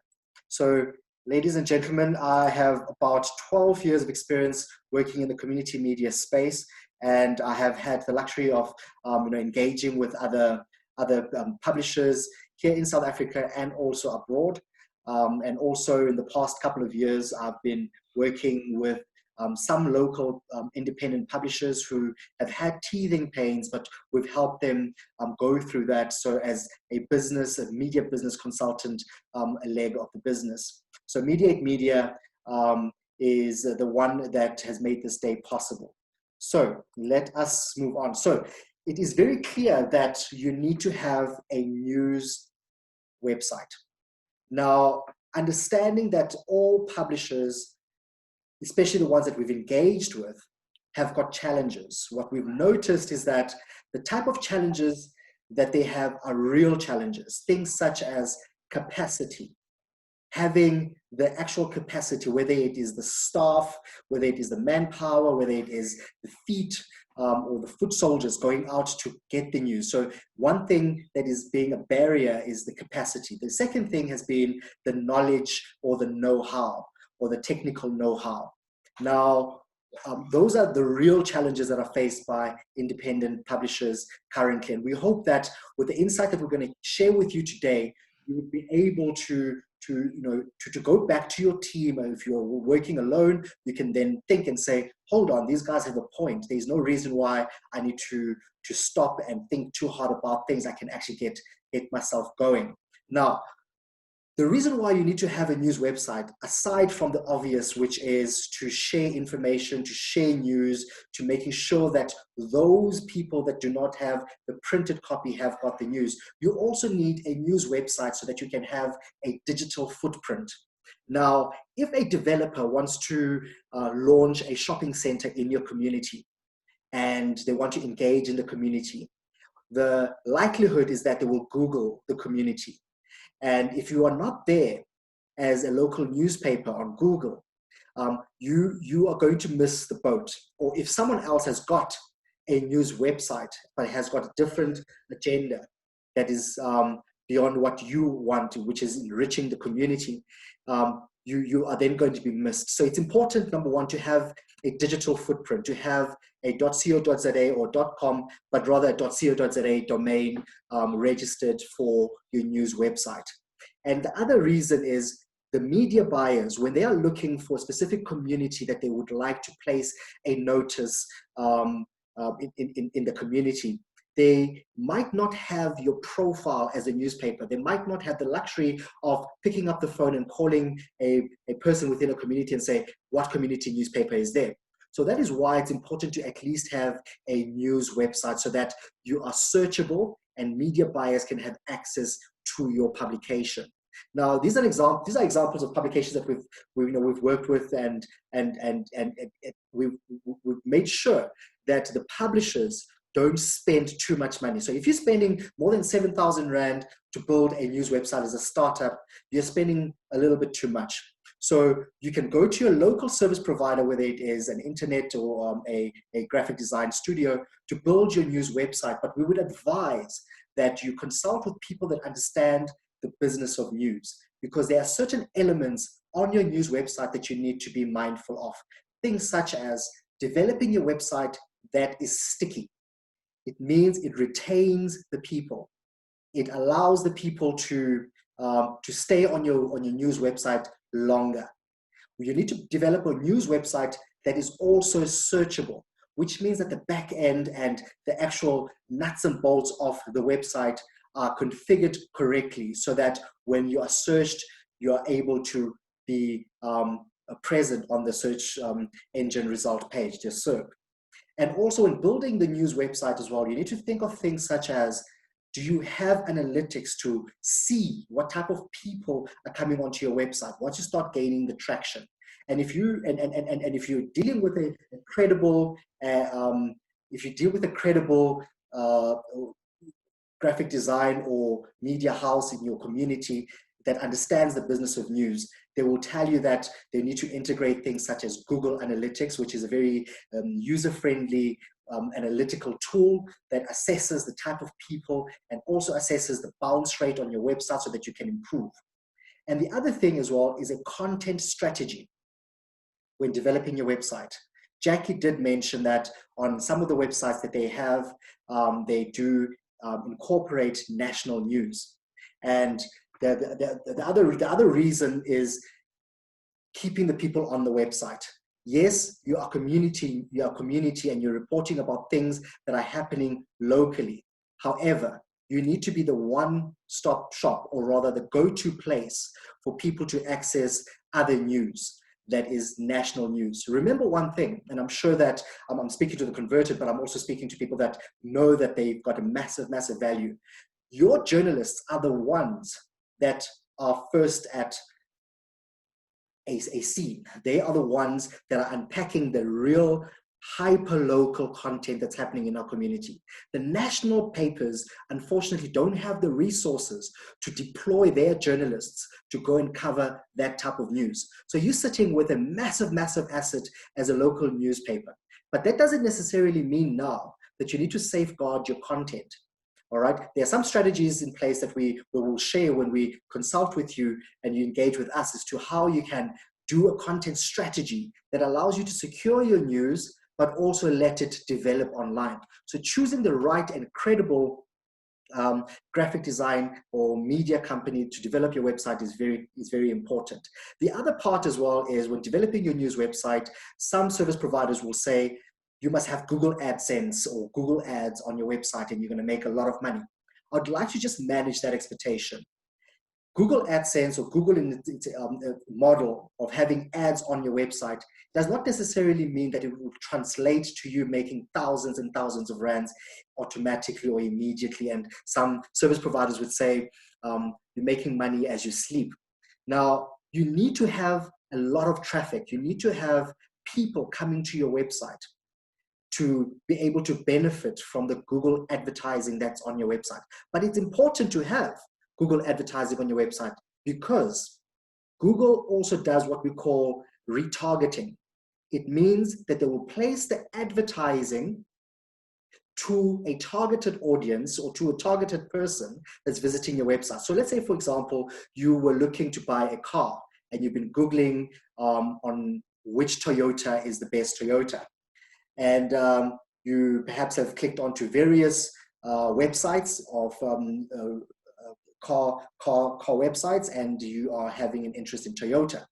Now, when you go onto a news website, let's say, for example, your news website, and you have the Google advertising on there, then Google will serve Toyota adverts to you.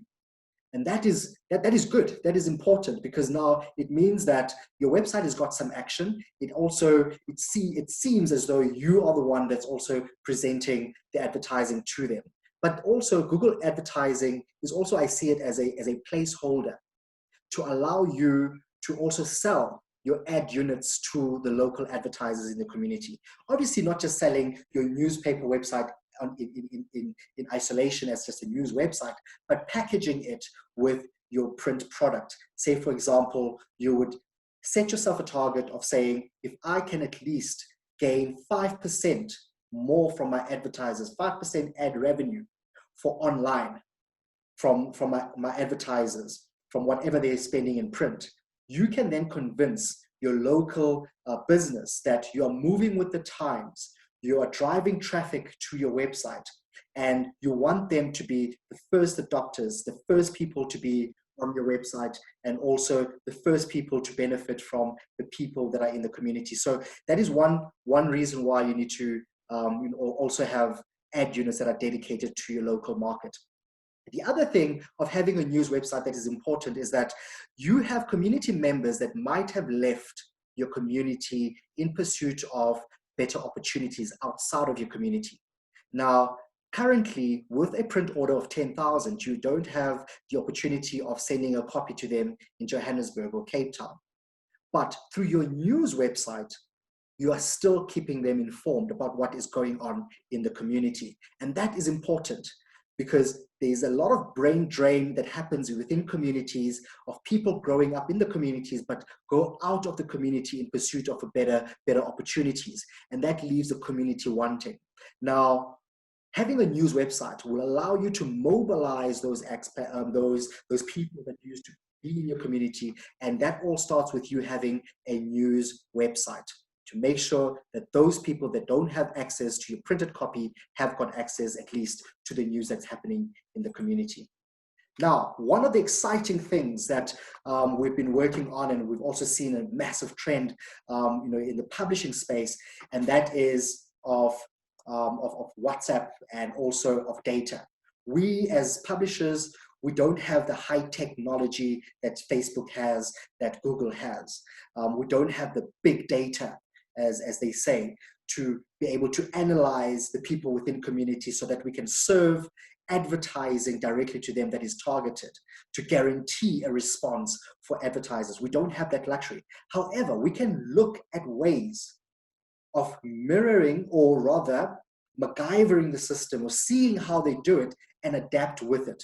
But it all starts with you as a local newspaper, as a community newspaper. It starts with you developing your own database. Now, when I say database, with some of our clients, they scratch their heads and they say, but Chris, you want now to gain their email addresses, their names, their cell phone numbers, all that stuff. Yes, data for me is really king. But more importantly, profiling the people is king. Because with you having the access of data, or knowing your reader to a point where you have them on your cell phone or your newspaper cell phone, is very important.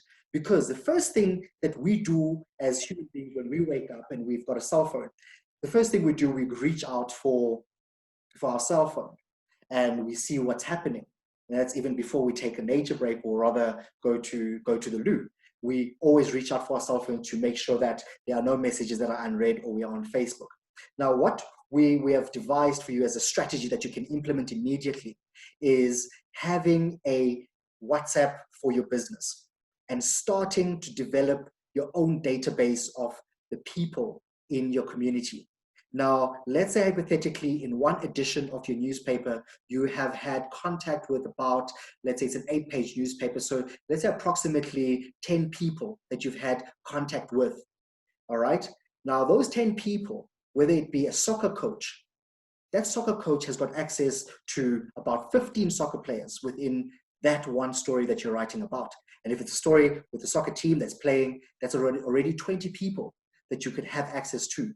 And how do you bait them? How do you get them to subscribe, or rather to allow you to have them as your subscriber? You simply tell them that you will be able to share their PDF version of the newspaper, or you say to them that you will be able to share a clipping of the newspaper with them once it's been published. And then they can share with the other friends, and they can share with the other friends. So developing your database is important because it also allows you to go to your advertiser and to mobilize them to say, we're not only printing, we're moving with the times. We have a news website that caters for people in the community, but also in the surroundings and those that have left the community. But we also have a function of distributing our newspaper via WhatsApp. And that newspaper, we're allowing the readers to be our distributors of news. The readers to be the ones owning the distribution of our news. And that's important, giving the ownership back to the reader. Just like Facebook is allowing you to feel that you are owning your information, you're owning your profile. You are actually feeding them with more information. You're allowing them to be the ones benefiting from it. So the same mentality or the same idea here is to allow the actual reader to be the one that shares the news. Yes, your printed publication, whether it's a 10,000 copy print run, might be read by, let's say, approximately 5 people per copy. Yes, that's a great reach. An advertiser likes hearing that. However, if you can tell the advertiser that they too need to be on this database, or they too need to add your number onto their WhatsApp contact list. And what we set up here as Mediate Media for some of the publishers is we set up WhatsApp for Business to allow you to do what you do best, which is breaking news and engaging with the community and doing what you do best, which is getting the news out. But WhatsApp for Business is a great tool that allows you to automate answers or frequently asked questions. It also allows you from a tap to just send through a quote, or rather a price list of your advertising. If people are asking for advertising rates, it allows you as well to be able to give quick answers to commonly asked questions, and without you having to think too much about what are you going to say. So that is how we set it up. You need to have a WhatsApp a line or WhatsApp number for your newspaper. And we can help you with setting up the automation and all that.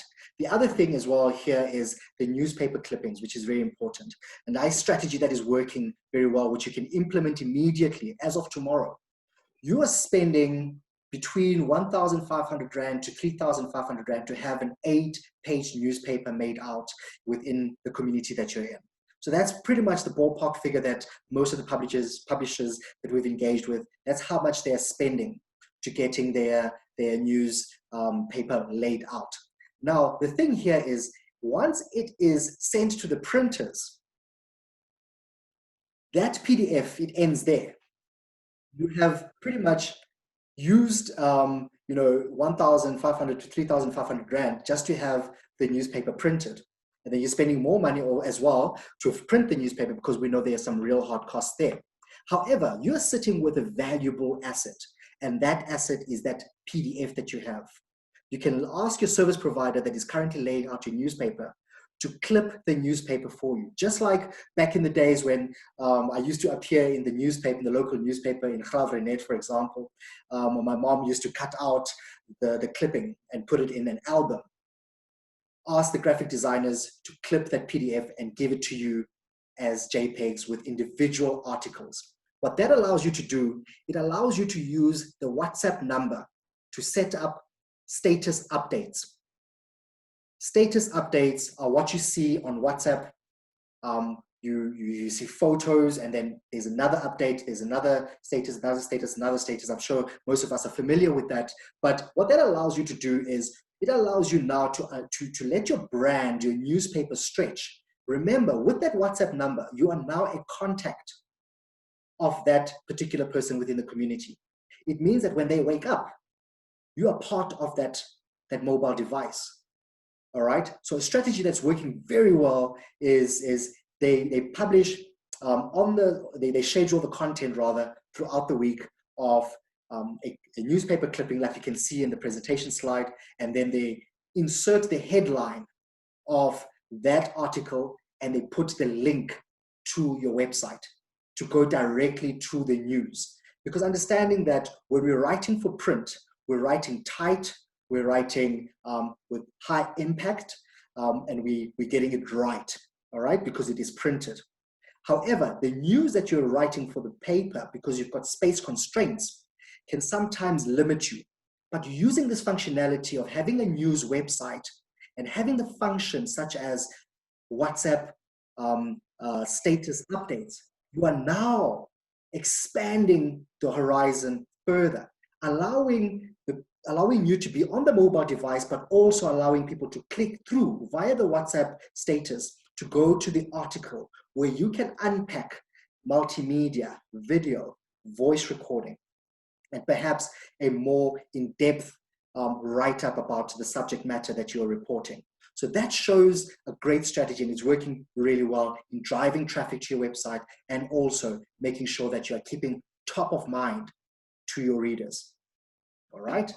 And then the next thing that is working very well is, okay, well, some stats here, you know, we've got over about 38 million WhatsApp users in South Africa, and that's massive. We need to capitalize on that.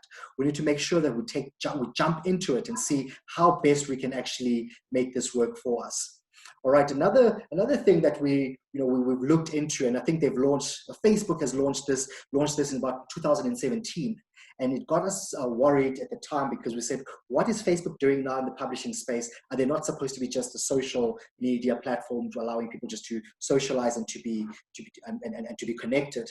Now, Facebook is doing initiatives is having initiatives that empower publishers and journalists. So we need to keep an eye on this. I will share the link about the project that they have and how best you can actually benefit from the Facebook tools for journalists that allow you to better your capabilities and also to reach more people. So there's one thing, if you can't beat them, you need to join them. And the objective here is really to get the news out and to make sure that our publications are profitable in order for us to plow back into the publication and to grow it. So we can share a little bit more about this Facebook Facebook, well, an initiative of Facebook called Journalism Project when we engage with you further. Now, I mentioned that we have got a strategy in place which you can implement immediately. Just going back to that PDF that you paid money to have laid out. Now, we've taken it a step further. Yes, you can share the PDF, but we are allowing the PDF to be clickable, because we understand that the user experience of reading a PDF version of news on your small devices can sometimes be very difficult, especially if you're using a very small phone. So we have enabled the PDFs as well to become clickable, allowing you to see the headline and to click through directly to the website and to see what is happening on the website. So this is a valuable tool that you could use immediately. You can instruct your service provider to do that. If they can't, unfortunately, do that, you can always engage with us to show you how we can do it and to show you the benefits of doing this as well. Now, from an advertiser point of view, this is where you become very, very innovative in your selling approach. Because not only are they printed in the physical newspaper and distributed physically, either door-to-door, bulk drop at community centers, you are also distributing this newspaper, which is a PDF, you're distributing it via WhatsApp, and also the adverts can be clickable as well. That allows the advertiser to have a unique selling proposition or selling point on their advert and allow the people to click and go through to either their online store, whether it is or their Facebook page, if that's their strategy to grow their Facebook page, or whether it is a video of an event, an upcoming event that's happening currently. So these are the type of things that we can assist the independent publishers and the community publishers in implementing.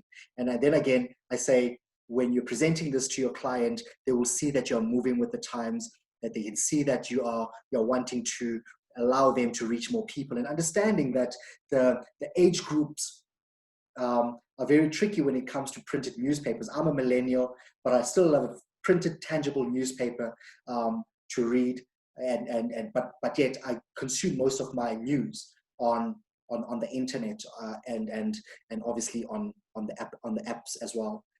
The other innovation that comes with clickable PDF are, you know, augmented reality, but we'll go further into that when we start talking more about your strategy in your area, because all these strategies, you need to be mindful of the data costs. You need to be mindful of the fact that your PDF needs to be compressed so that you don't chow up the data of the people. And I'm talking now about the actual data that you use to access the internet. So you need to make sure that the PDF is compressed and that it is not going to chow the data of the reader that's going to be receiving the newspaper. Another selling tool to your advertiser with regards to the PDF is that at a certain fee, you are going to allow them to, you will be able to allow them to have a small sentence when you are, or small announcement or advertising when you are sending out your PDF via WhatsApp. So when you've got your database, when you have 1,000 people who have you as a contact, as a local newspaper, you're sending out your newspaper on the day that it's being distributed in the community. You attach the PDF, which is compressed, and then in the text field, you say, extra, read all about it. The latest copy of Mmutlane News in the Eastern Cape has launched, or is here. Read all about it. On page 5, Big Save has a special, or you can win a car on page 7 with Spa. So that now directs the people directly to the advert. It also carries the message of the advertiser for a fee, because at the end of the day, we want to realize some advertising revenue for online as much as possible. All right. The adverts can be clickable as well. So now there's different models, and I think Mr. Moses also alluded to, or rather mentioned, the different models that are available. There's subscription models when you have a news website. But one thing that we would love to test, especially in the community space, that is of allowing the community, or rather people that the community knows, to donate to support journalism or to support the publication. But that comes with a value. It comes with you showing that democracy needs to be protected, and we can do that through the local newspaper.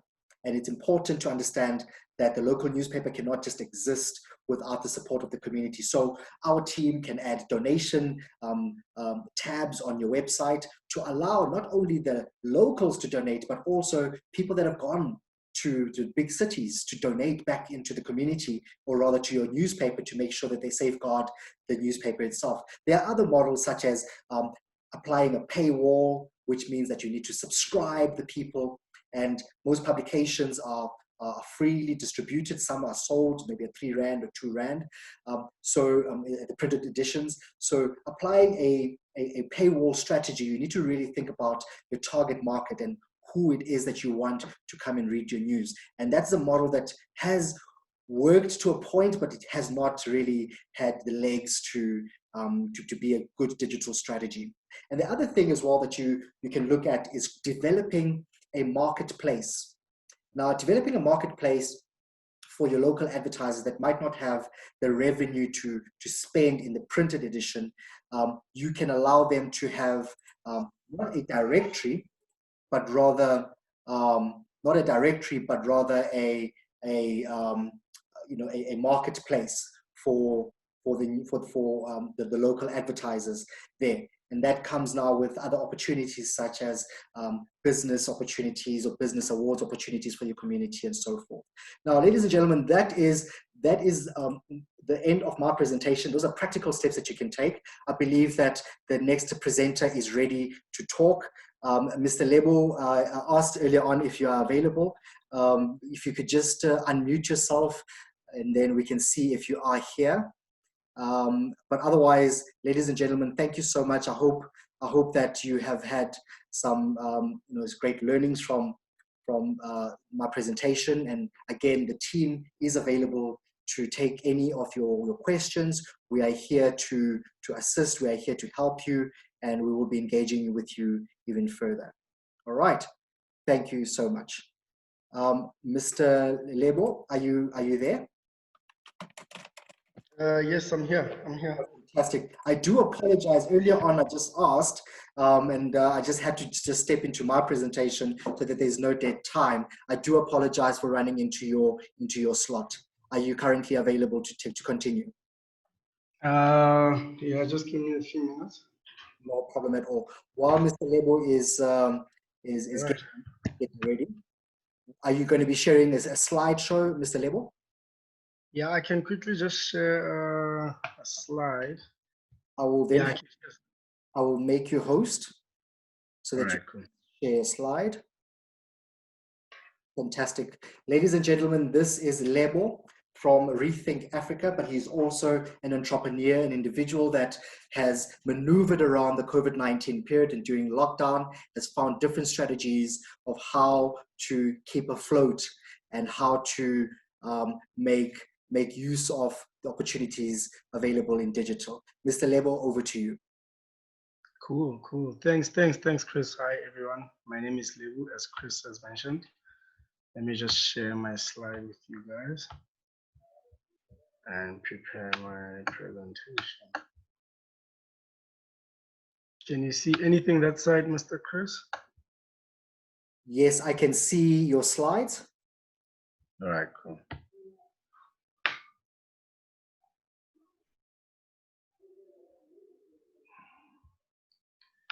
All right, cool.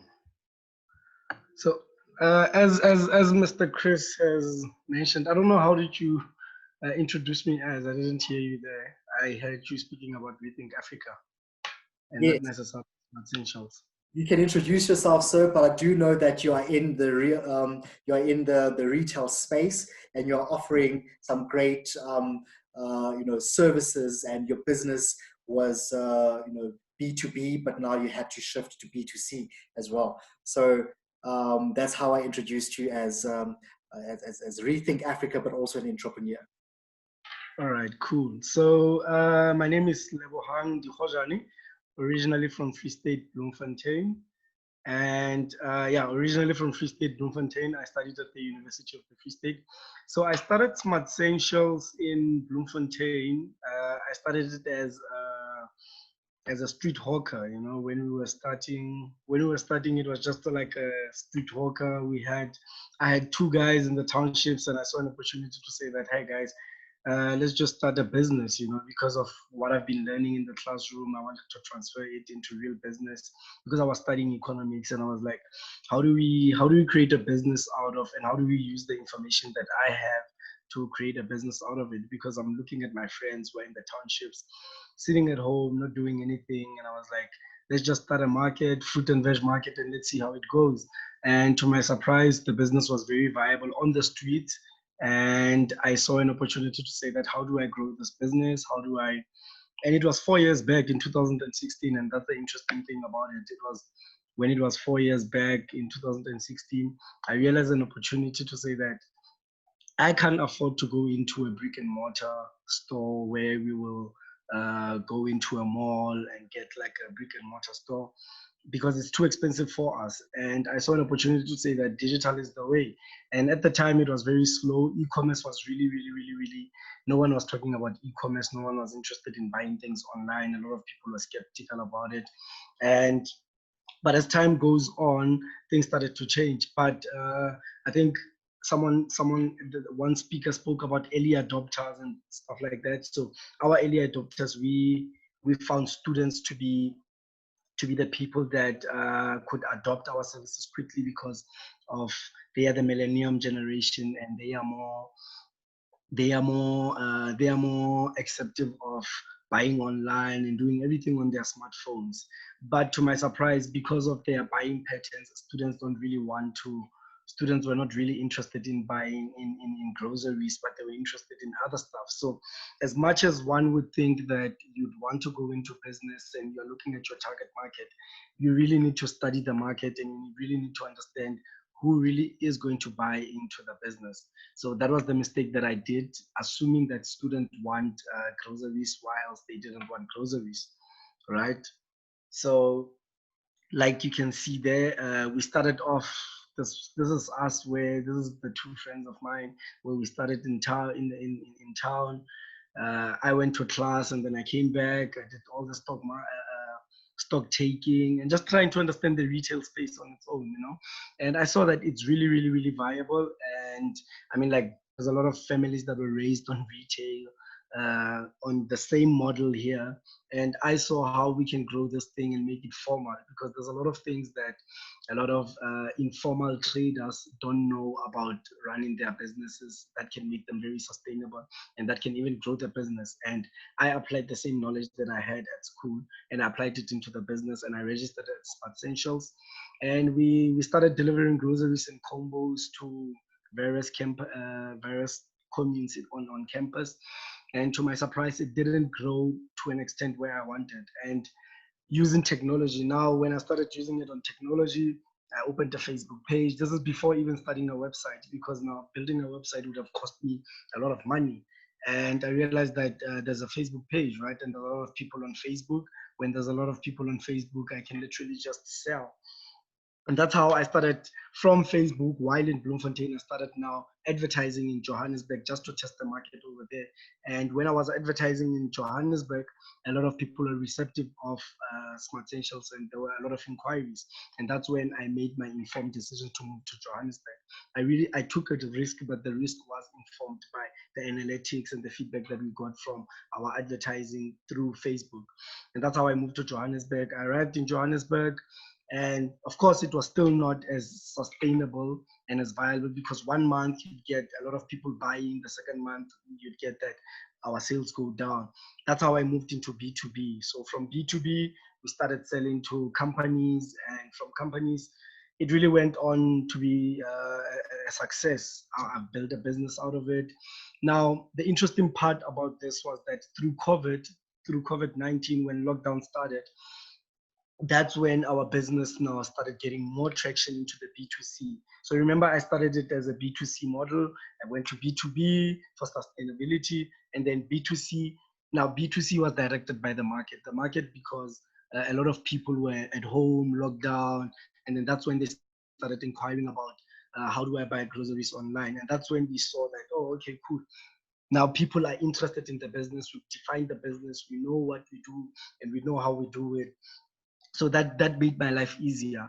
But it was really a lot of work. It was really a lot of patience and understanding the market as well. I mean, like, I would have stopped a long time ago. 2016, no one was buying online, but the mere fact that lockdown, it's like I predicted it. Even the name Smart Essentials. And when I registered now during lockdown, when I got my permit, I got a permit to be an essential driver. So everything just made sense. It's like a God's dream, you know?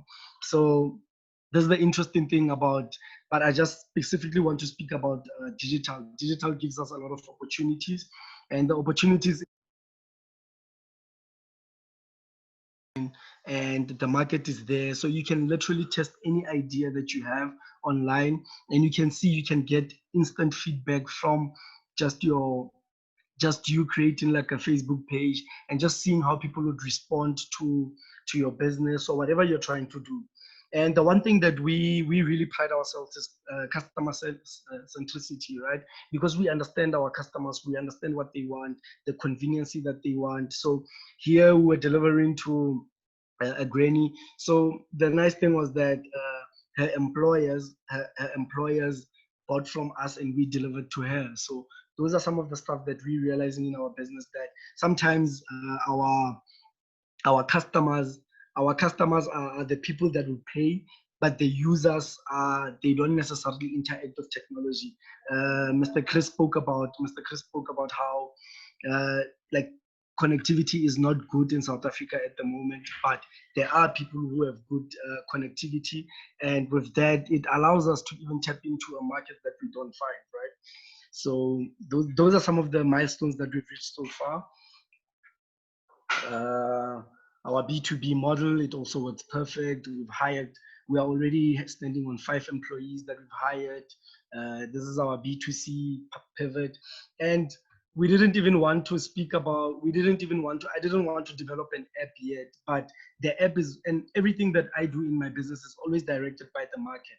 It's always directed by my customers. So a lot of customers are inquiring about, maybe we want an app, can we get an app? It makes sense now for me to build an app because I don't like wasting money in developing something, because the one thing that I'm realizing, especially with technology, a lot of people want to develop apps, a lot of people want to develop this and this and that, but you need to find out what is the client.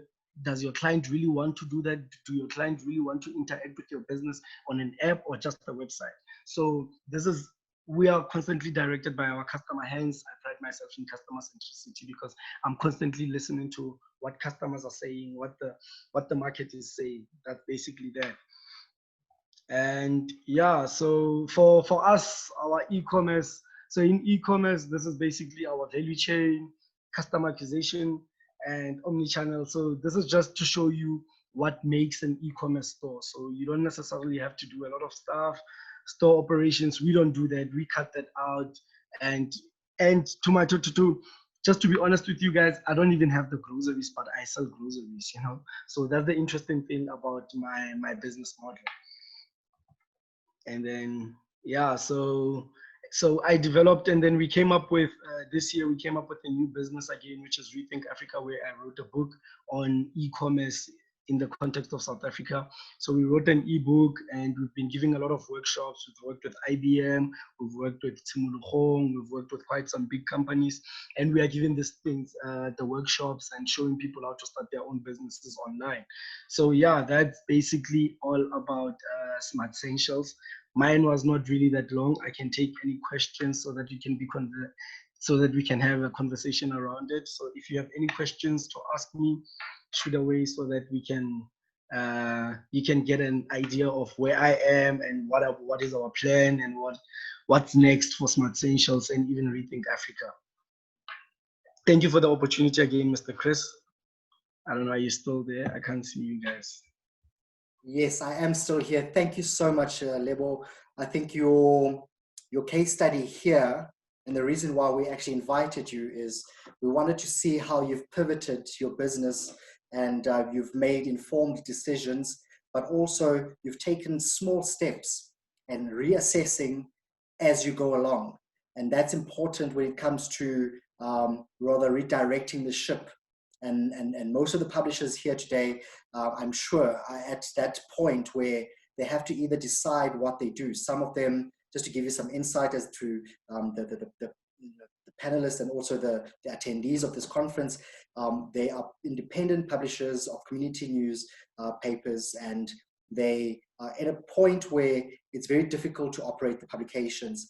And also the costs of running the news organization are difficult at times, where they used to have consistency in publishing, let's say, for example, monthly, but due to advertising spend not coming through from the local advertisers and also retailers and multinational companies, for example, you know, that are in their communities, they're driving advertising revenue to online, which then becomes a very much of a predicament because they don't have an online strategy. So I think your insight is important. I'd like to just to pick your brain a little bit as well within your startup as a business owner, you know, in the retail industry. How have you dealt with your competitors and the people that are in your space? Look, so what I'm finding is that a lot of people who are online and who are selling online are not necessarily our direct competitors, right? Our competitors are the retailers that have already existed throughout the years. So a lot of people are not necessarily retailers, but they are online delivery services. So they deliver from the retailer, you know, so that's what makes us different from them. So our biggest competitors would be your Pick n Pays, would be your Macro, and not necessarily Macro, but your Pick n Pays, your Woolies and stuff like that. And the one thing that's important for us is that I've been in e-commerce for the past 4 years, and the big retailers are only getting into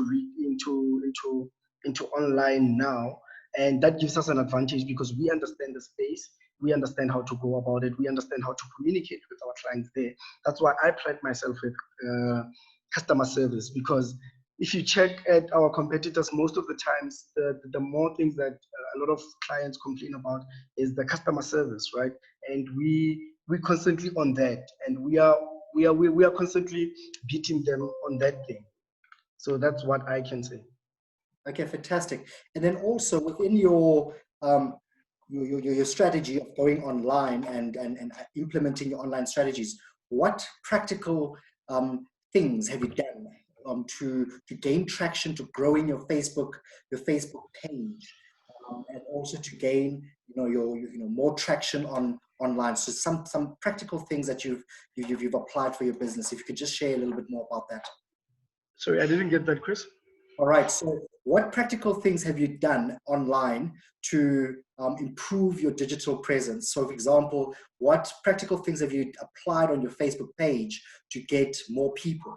Did you buy the people? Did you give Facebook your money to get people to come in and be on your Facebook page? What drives did you do to get traction? Because obviously at the end of the day, you can build it, but don't assume that they will come. Yeah, so I think with Facebook, it's a very difficult thing, right? Because and funny enough, we don't get most of our clients on Facebook. We get our clients mostly on Google, right? And the one tactic that we use is our SEO. Our SEO is very good. We are constantly writing articles, and one thing that I find interesting is that people know what they want when they go online and whatever they Google, right? When you go and say that I want an online delivery store that delivers in Johannesburg, that's basically what we do. And ours, we have positioned our brand in such a way that when you Google us, you will find us first, even if you're not paying the ads, So even how I've branded it, I don't make it a black business. I don't make it buy black and stuff like that. I don't do that. It's strictly business, and we are offering a service. So those are some of the those are some of the tactics that I've realized. And I think it's a big mistake that most people do, especially small startups. You don't necessarily sell the value. They're constantly selling that we are a small business, please support us. I don't like doing that, because we are not an NGO. We are a business, and we are here to offer value. And if you find value in our business, you can buy into it. So in our messaging, in our communication strategy, we are constantly communicating the value that we can give to a client. And that value must constantly be backed up by the actions that we give to the client as well. So even if you can go on our website, even if you can go anywhere, you will see that our customers are constantly affirming and confirming what we do and what we pride ourselves in. Fantastic, thank you. You've touched on something very important there, that you're constantly writing content to make sure that the website is fresh. Google sees it as an active website, and that's a key takeout that we need to take as publishers as well. And understanding that publishers might not have the resources, or rather the capacity or the manpower, to be publishing every single day. And that is why agencies like Mediate Media would give a service to publishers to say, shovel your content to us on a weekly basis, and then we will schedule it accordingly throughout the week, so that you don't have to just upload the content all up at once. And also, you mentioned SEO, which is search engine optimization, which is important because it works with key phrases and keywords. And one thing that community publishers who are here today that they have is that most of them have got the community name in their the name of their publication. So that's also important within writing the content for online, that you use certain key phrases that allow Google to be able to allow their bots to find your website and to allow you to be more higher on the search engine result page. So, Mr. Lebo, thank you so much for your time. And I think your case study is very important here. As you are a startup, you've used digital tools, you have not spent a lot of money to get going, and you've had a clear objective to running your business. We thank you for your time, and also for affording us the opportunity to dive deeper into your business. Thank you so much, sir. If you don't mind just transferring the hosting back to me on Zoom, and I will take it from there. Ladies and gentlemen, we have come now to almost the end of the presentation, and I would like to ask if Mr. Moses is still here, just to give some closing remarks, and also just to share with us some what it is that has happened. I'm not sure if Mr. Moses is still here. We've tried to locate Mr. Ace from GCIS. He sent me a WhatsApp now that he's conducting interviews until 2 o'clock. But I'm sure that Mr. Moses can just share a little bit more about how GCIS actually works, and also just to share some insight as to the whole panel system, how it works, and how government communication is scheduled amongst, scheduled in the local community newspapers. And I think we'll get some good insight as to how we as publishers in communities, how we can position ourselves better, and also to be compliant with what GCIS needs for them to use our newspapers as vehicles. Mr. Moses, I'm putting you on the spot there. I do apologize, but I'm sure that this is your topic. Okay. No, it's fine. You're putting me on the spot, but GCIS is better to answer to that. However, we'll just talk of our experiences.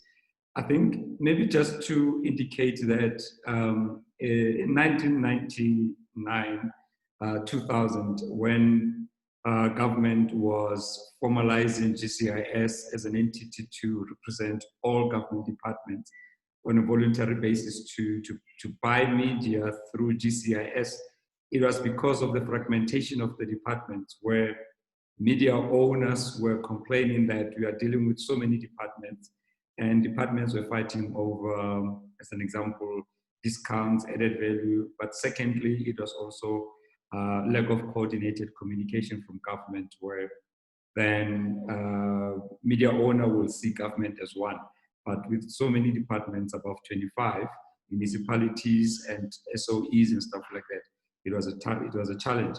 Now, government decided in 1995-96, when it started to formulate GCIS strategy, which was a central government communication, so that it can deal with all government communications with media owners, including local media. Now, fortunate enough, I worked for head voice McCann Erickson as a media group head, handling GCIS account, which we were then negotiating on behalf of government with media owners. And I will tell you, even since then, the challenge has been, there was 2000, 2001. Our challenge was up to today, that local media, in terms of compliance, which it's even worse currently with CSD. That with CSD, now you find that GCIS or any government department sends a quotation to all of us for quotations and to place, and then they select the type of newspapers they want as a result. But then when, as an example, I wish Ace was here or someone from GCIS was here, but once they have then approved the publications, the challenge becomes, now it goes to supply chain. Supply chain is a different division. That division then, upon processing the newspaper selected, then the newspaper, either the tax clearance or forms are not filled properly or everything else, then it kicks out of 70, you find like maybe 20 or 30 are compliant. That's number one. Number two is that then the issue of distribution and the issue of proof of publishing, whereby then once, if those publications have been chosen, then is the challenge of, was the newspapers printed, was it distributed, and secondly, was it published? So then newspapers sometimes then will send as a proof of publishing as a digital copy, then GCIS will, then we all have to then submit to GCI as a hard copy of what was published. And then thirdly, it is the issue of research and the issue of are you going to publish consistently or just publishing to get government money or stuff like that.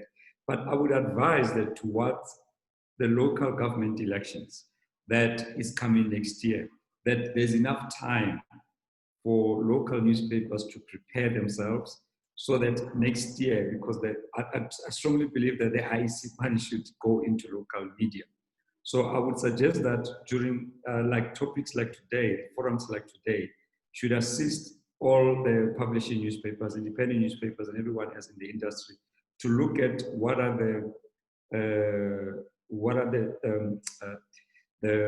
what is it that they need to do for them to qualify, as an example. Are they right on CSD? Are they publishing? Are they moving to digital?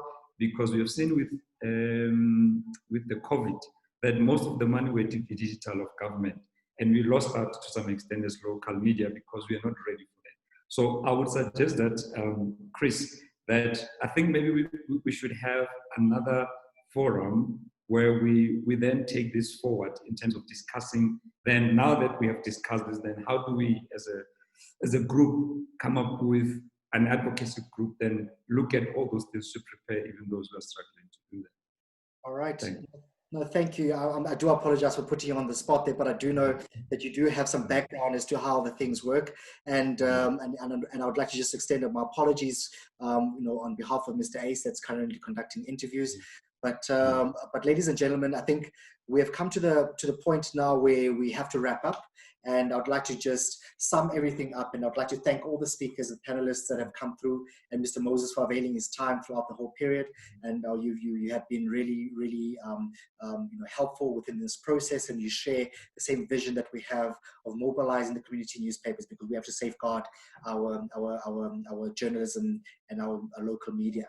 Ladies and gentlemen, Mr. Moses shared in depth about where we have come, where we are, and the industry and how it's evolving. JACQUI from Spark Media gave us some real insights, some statistics as to how the face of the communities that we're living in is changing, and how we need to adapt or die, and also not taking steps. Either you're damned if you do and you're damned if you don't. I shared some insight and tangible, or rather actionable steps that you can take immediately with your publication to take the next step. And you have got an open door to the likes of KWANZA Communications, to Spark Media, to Mediate Media, to Rising Sun, and also the other colleagues in the industry.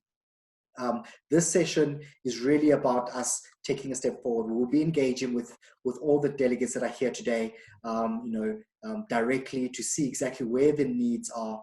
We will relay that type of correspondence, and that information that we gather, we'll relay it with the agency bodies such as MDDA, who has, I think, as of today, opened up their grants that are available on their website. So you can go through there and apply to see if you meet the criteria to fund your operation. And also AIP as a body as well, with all its members. We would like to just thank them for attending the session as well. Are there any questions from the people that are here? I do recognize Octavia. I believe you are from, if you maybe could just give us just one statement, one key takeout that you've had as a publisher, if this has been valuable for you. I'm sorry for putting you on the spot there, Octavia, but I think you're one of those people that would praise the MDDA for doing great things. But I see that you're maintaining your operation, you're keeping your vision, and it's great to see you here. Octavia, you're unmuted.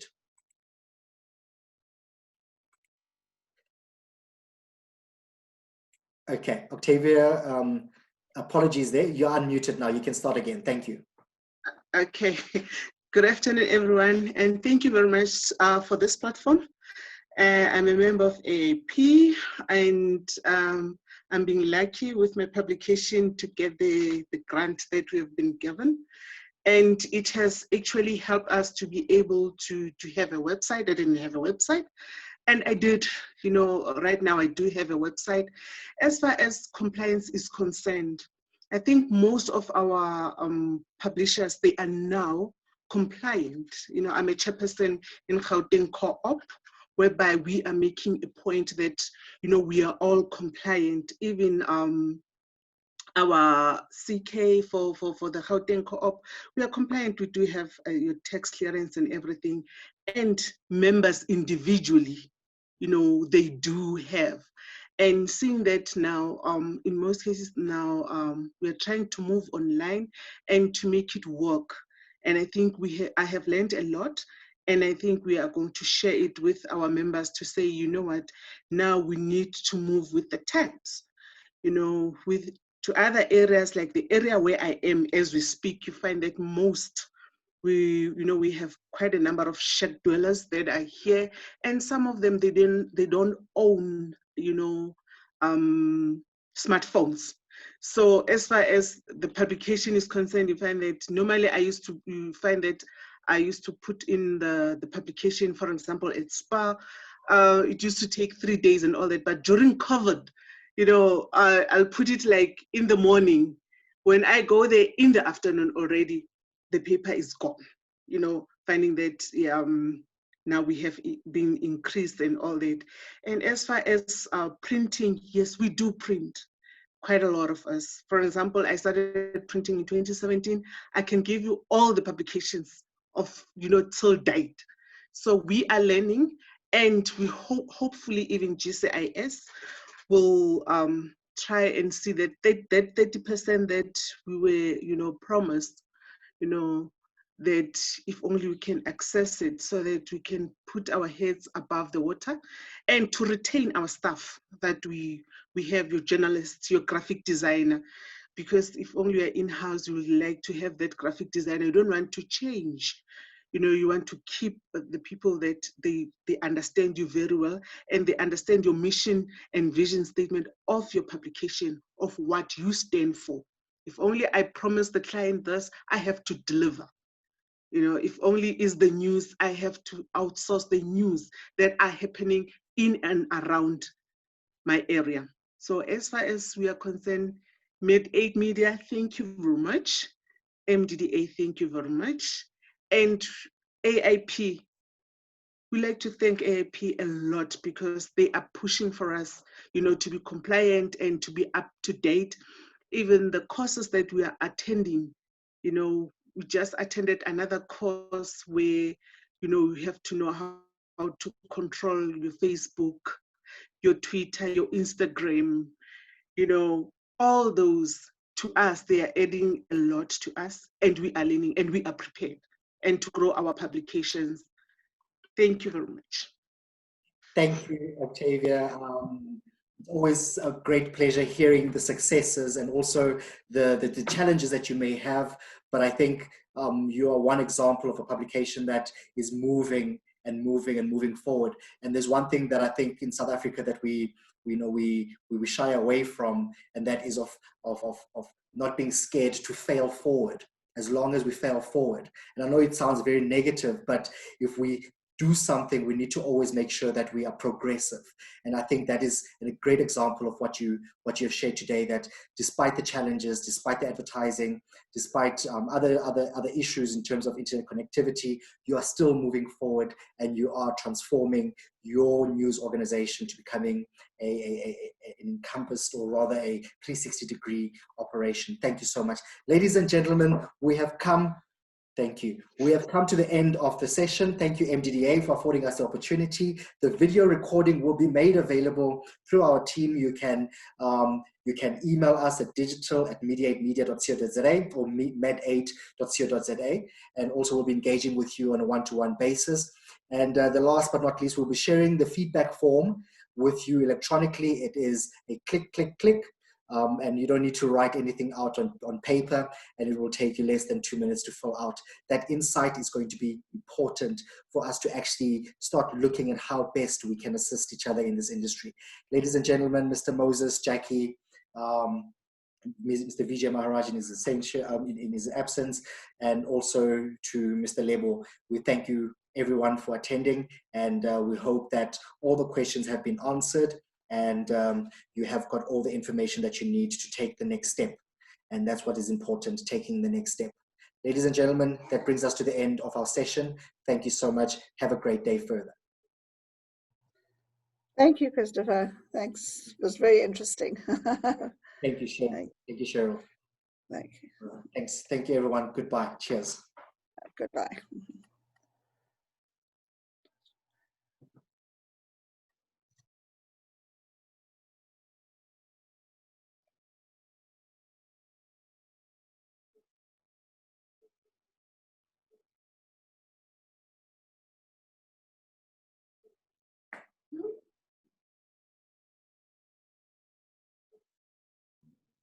Me too.